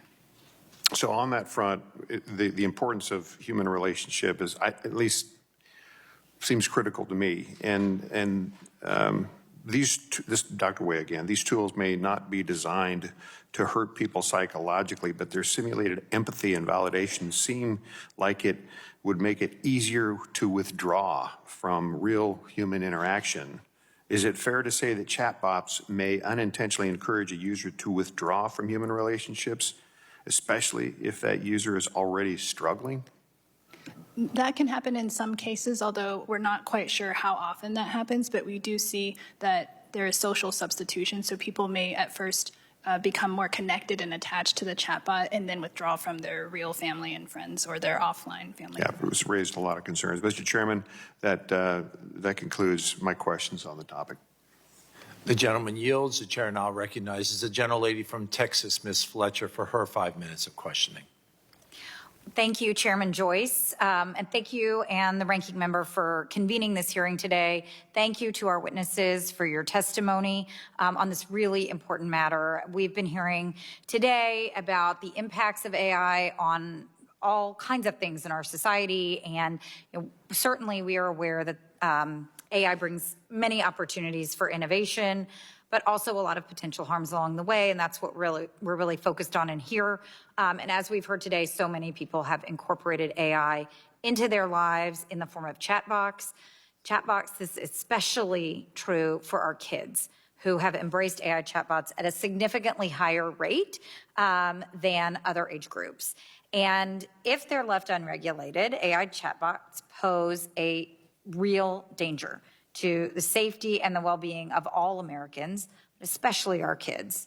Now, some states have engaged in efforts to address these challenges and have done that on a bipartisan basis to prevent all kinds of consumer harm from AI systems, and including the regulation of chatbots. And we've talked about it a little bit here today. Congress has been debating federal privacy legislation to protect Americans, but we haven't been able to move it forward. We haven't been able to actually get it done. And one of the many challenges we've had is that because we're not moving this forward, we've seen states step in and do the work that we should be doing here. And I hate to say this, but as Congresswoman Trahan already mentioned, this summer, when this committee was marking up the reconciliation bill, this committee's majority passed a 10-year ban on states' ability to create and enforce AI regulations to protect consumers, to protect against the harms that we all seem to be agreeing on today are very real and important for our kids and adults alike. And so, when we're doing this work in here, we have to recognize that we need to find agreement, that we need to move these big issues forward. And I'm really concerned about what we saw happen in this committee this summer. And so I do want to ask a couple of questions. I know we're always short on time in here, so I want to make sure that while we are developing that federal legislation, that we move with all deliberate speed to address these things, and that we recognize that efforts like that, while many of us agree that a federal framework is the right thing to avoid a patchwork of state laws, we need to do our work and not have a moratorium for 10 years because we can't get it together and we can't get it done up here. So with that in mind, Dr. King, I do want to ask some questions because some of the risks that we've been hearing about today echo early concerns that were raised about social media in general. And I'm wondering if you can talk a little bit about some of the ways that you see that. And since we have limited time, what I want to do is also just kind of tee up my second question, which is, we've heard and we know that AI has been scraping the internet for data, collecting data, that they're getting into the most intimate conversations that people have and deep questions and concerns about their health and other things and using that data. Can you talk a little bit about how the companies are using that data so that people understand when we talk about this, it's not just theoretical, but that people's data is being gathered, collected, and used, and how they're doing that. I have about a minute and a half left for you to cover that. So in terms of lessons that we've learned from social media, certainly that there are real world harms that occur from social media use. And I would like to just point out that I feel like we haven't really probed the question, I mean, not just here, but in general, of like what a healthy, again, supportive social media ecosystem would look like. I think one of the chief challenges that we've learned from social media that applies here as well is the focus on engagement at all costs. And so, again, I see history repeating itself in that way. And so I think that is one of the most important lessons we can learn over all of the work we've done trying to understand social media harms. In terms of the data and how the companies are using it, again, we are still at the early stages, but I do think there's a difference between the large pre-existing platforms and the newer companies, and certainly it's the larger platforms that are the well-positioned to begin more tightly integrating the different parts of their businesses and the ad targeting model with people's use of chatbots. Everybody seems to be leading towards this idea that we will see commercial advertising and sponsorship in them. So just to be clear, when you say that, you mean they will take what you put in a chatbot and they'll sell it to somebody else so that they can make money off of your questions, your concerns, because they learn these things about you. Well, more specifically, you ask the chatbot a question about what jeans look the best on me, and you're going to get recommendations potentially that are sponsored. And of course, how well that's disclosed and whether people understand that the advertiser paid for that disclosure, I think is a lot of what we have to work through. Okay, well, that's really helpful. I've gone over my time, so I appreciate that, Mr. Chairman. Thank you all again for being here for your testimony and your work, and I yield back. Gentlelady yields. The chair recognizes the gentlewoman from Florida, Ms. Castor, for her 5 minutes of questioning. Well, thank you, Mr. Chairman. It is obvious that the Congress must act with urgency to enact guardrails to protect kids from the growing harms of online chatbots. So thank you for calling this hearing today. For example, the Wall Street Journal investigation earlier this year documented alarming instances of Meta's AI companion bots. They were engaged in sexually explicit conversations with accounts registered to minors. And even more disturbing, the investigation found that some bots continued these inappropriate interactions while acknowledging that the user was underage, with some bots even incorporating the minor's age into sexual scenarios and discussing ways to avoid parental detection. And I'm afraid the Congress's failure to update children's online privacy protection laws and whether you like COSA or not, the design features, I think that has emboldened the big tech companies to go farther.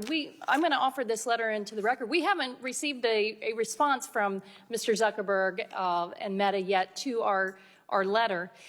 But I wonder if the one existing law, the Children's Online Privacy Protection Act, provides at least some of those guardrails that we can begin to work together on to establish a law, a regulation.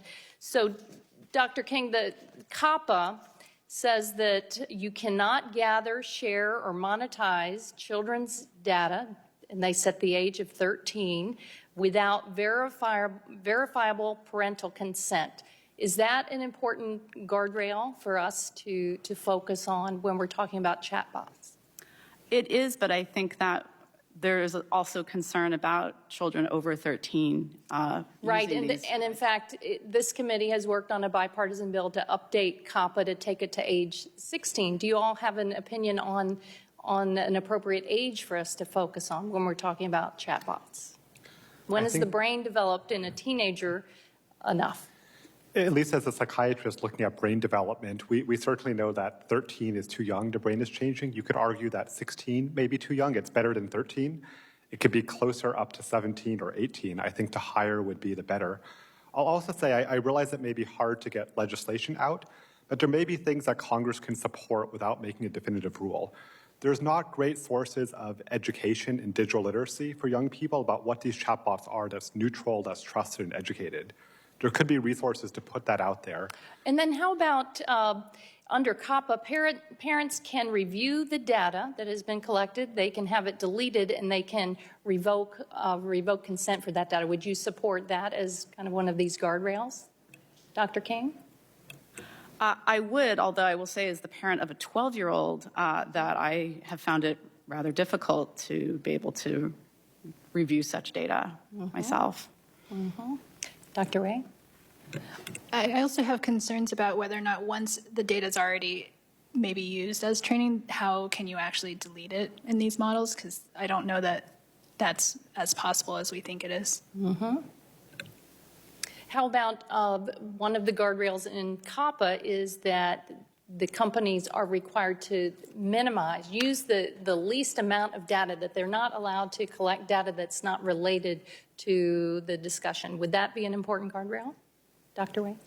Thank you for that question. Yes, I think minimization is very helpful. Dr. King? Absolutely. I mean, I think one of the biggest concerns, again, is that as you reveal more personal information through disclosure with chatbots, that data for older children especially could be commercialized later down the line and, remain with them as they grow older and older. And I think, Dr. King, you had, in the previous question, you had answered that, yes, we need privacy policies that are clear and comprehensive related to AI. Is there a way to craft those privacy policies to protect kids online and from these chatbots or the malign impact?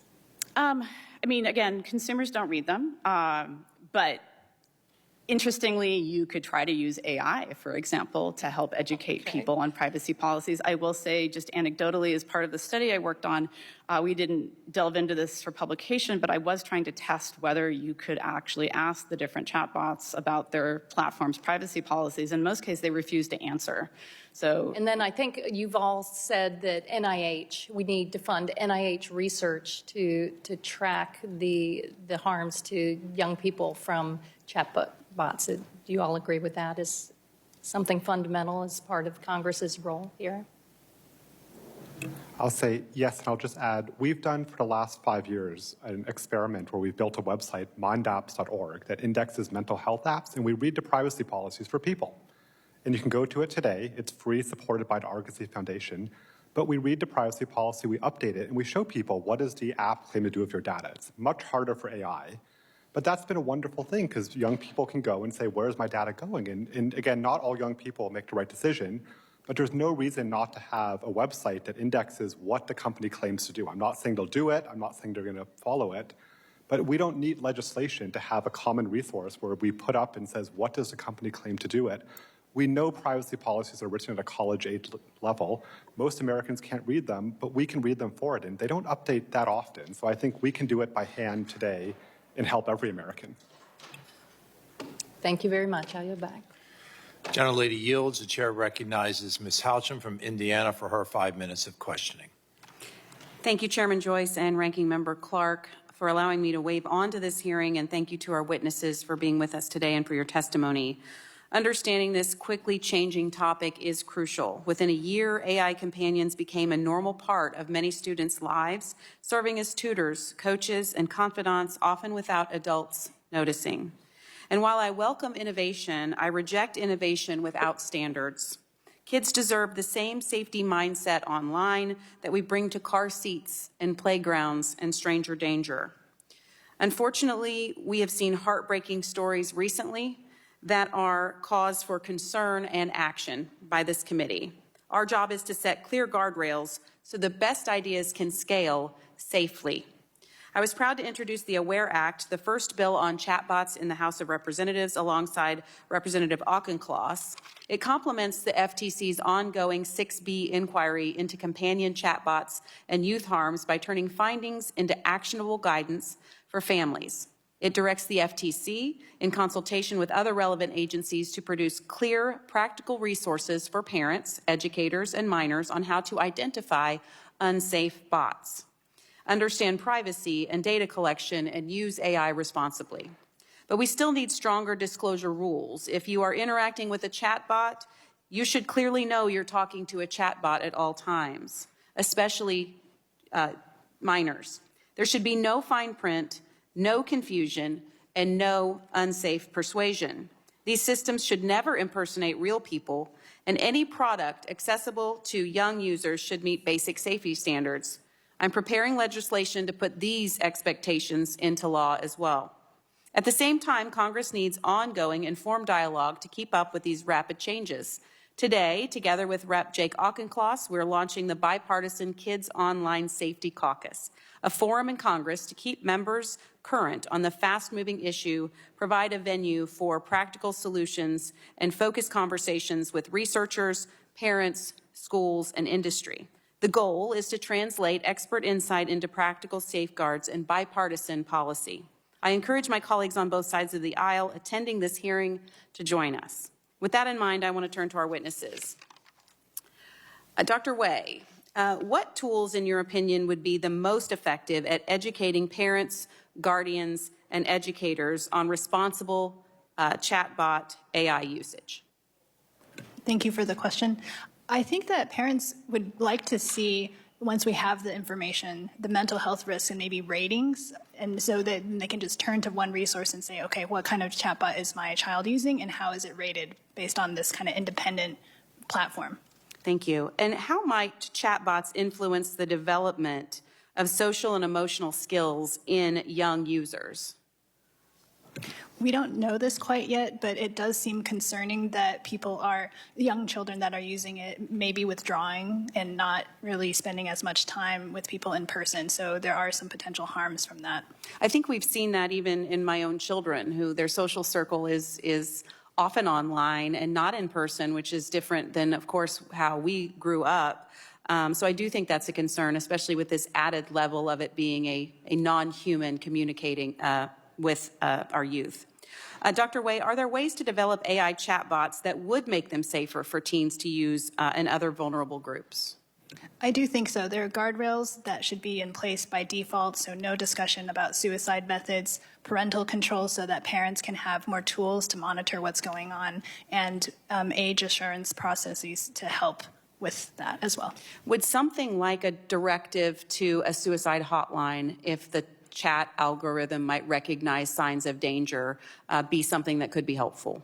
Yes, at minimum, and having it really easily accessible and very timely fashion. And some have also argued that perhaps the higher risk ones actually have human intervention and escalation so that it's not just up to the user to click on that button. Great. Thank you. In closing, innovation can only succeed when families have confidence in the tools their kids are using. We can support American innovation and still put common sense guardrails in place to protect children. That means relying on proof instead of promises and making sure through our guardrails that parents, not platforms, are in control. Thank you, Mr. Chairman, and I yield back. Gentlelady yields. The chair now recognizes the gentlewoman from Washington, Dr. Schreier, for her 5 minutes of questioning. Thank you, Mr. Chairman, and thank you to our witnesses today. This has been such an interesting discussion. I was intrigued by your comment, Dr. Torres, and I wrote it down here. Americans are part of a grand experiment. And I've been saying that for a while, not necessarily about chatbots and AI, but just about social media. I'm a pediatrician. I'm also the mom of a teenager. And so I have been watching this from around 2007 to now, and what has happened with the skyrocketing use of screens and little ones, and then social media, and then impaired social skills, and earlier and more eating disorders, depression, anxiety, fear of missing out. Kids go off to college, they fall apart because they think everybody else is having a great time. And it's really been so destructive for kids. And so now we're talking about this on steroids. So now this depressed college student is going to turn to a chatbot for counseling. And as you said, maybe, I mean, none of them are FDA approved anyway, but this could be just a regular old chat GPT. And we're hearing that like a third of the people who use chatbots find those conversations more satisfying than a real life conversation. And that's super scary. And then I try to, or companies try to reassure me by telling me, don't worry, every hour we're going to post that I'm not a real person, I'm a chatbot. Don't worry, if any of these keywords come up, we're going to say call 988. And I just think, what world are we living in? A kid is talking with somebody who they feel really comfortable with, and they're getting great interaction and trust with it, and then they're going to call somebody they don't know on 988. And I just find this so worrisome. So as our kids retreat into their bedrooms, I'm not speaking about my kid, as kids in general retreat into their bedrooms, go into their online worlds, fail to build up the nerve to approach a new person for fear of rejection, what do you propose to get out of this cycle where it is so easy to play video games, talk with your friends, talk with imaginary friends, just in your own bedroom? You look ready, Dr. Torres. There's not going to be an easy answer, as you said, but I think we've seen people, again, so excited about chatbots and kind of putting these mythical abilities. As you said, Dr. Cortez, it's people think too much of them. We need to then have Congress support the opposite agenda, and that we show people that they're fallible, that they can make mistakes. We put research standards. We need to make sure that the discussion is balanced. And right now, we don't have a balanced discussion in America about these chatbots, especially their mental health potential. We, again, have research, and I'll credit the companies for doing it, but we don't have the NIH having the resources to do the research that we need. We don't have that transparency. So I think we have to, again, empower there to be two sides. And it's America. People can make a choice. But right now, I don't think people are making an informed choice, and I don't think parents can make an informed choice, because where do you go for trusted information? We don't know today. That's a great point. Where you go for trusted information, you don't know, because we don't have CDC that we can necessarily rely on now, because things are being censored. NIH research will take time. We're in the middle of the grand experiment right now. I come back to parents and the kids themselves probably need to just rebel to this takeover of their lives, but parents are also addicted to their devices. And I think this is also corrupting just what happens at the kitchen table in a lot of homes. And I guess what I want to say is I'm very worried and empathetic about this next generation. And what I'm hearing for solutions, age verification, it doesn't make me comfortable. Recognizing suicidal ideation doesn't seem like it could come out with your example, Dr. Way, about what are the tallest bridges, which is not technically asking about suicide, so an algorithm might not pick that up. So I guess I'll use my remaining 23 seconds to speak to parents and kids out there to be very cautious, and that these are not real people and they're not trustworthy, and that we should all be seeking out real relationships in our lives and real relationships with our parents at a time when we're seeing fewer and fewer real-life relationships. Thank you. I appreciate your comments today. Yield back. The gentlelady yields. The chair now recognizes the gentlelady from New York, Ms. Ocasio-Cortez. Thank you, Mr. Chair. I'd like to seek unanimous consent to submit a letter penned by several members of the committee to Mr. Zuckerberg. Without objection, so ordered. Thank you.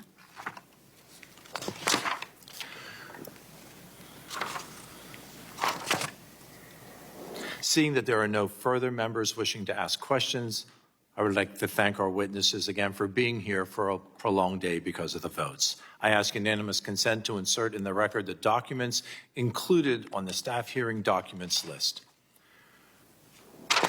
Without objection, so ordered. Pursuant to the committee rules, I remind members that they have 10 business days to submit additional questions for the record, and I ask the witnesses submit their responses within 10 business days upon receipt of those questions. Members submit their questions by close of business day on Thursday, December 4th, 2025. Without objection, the subcommittee is adjourned.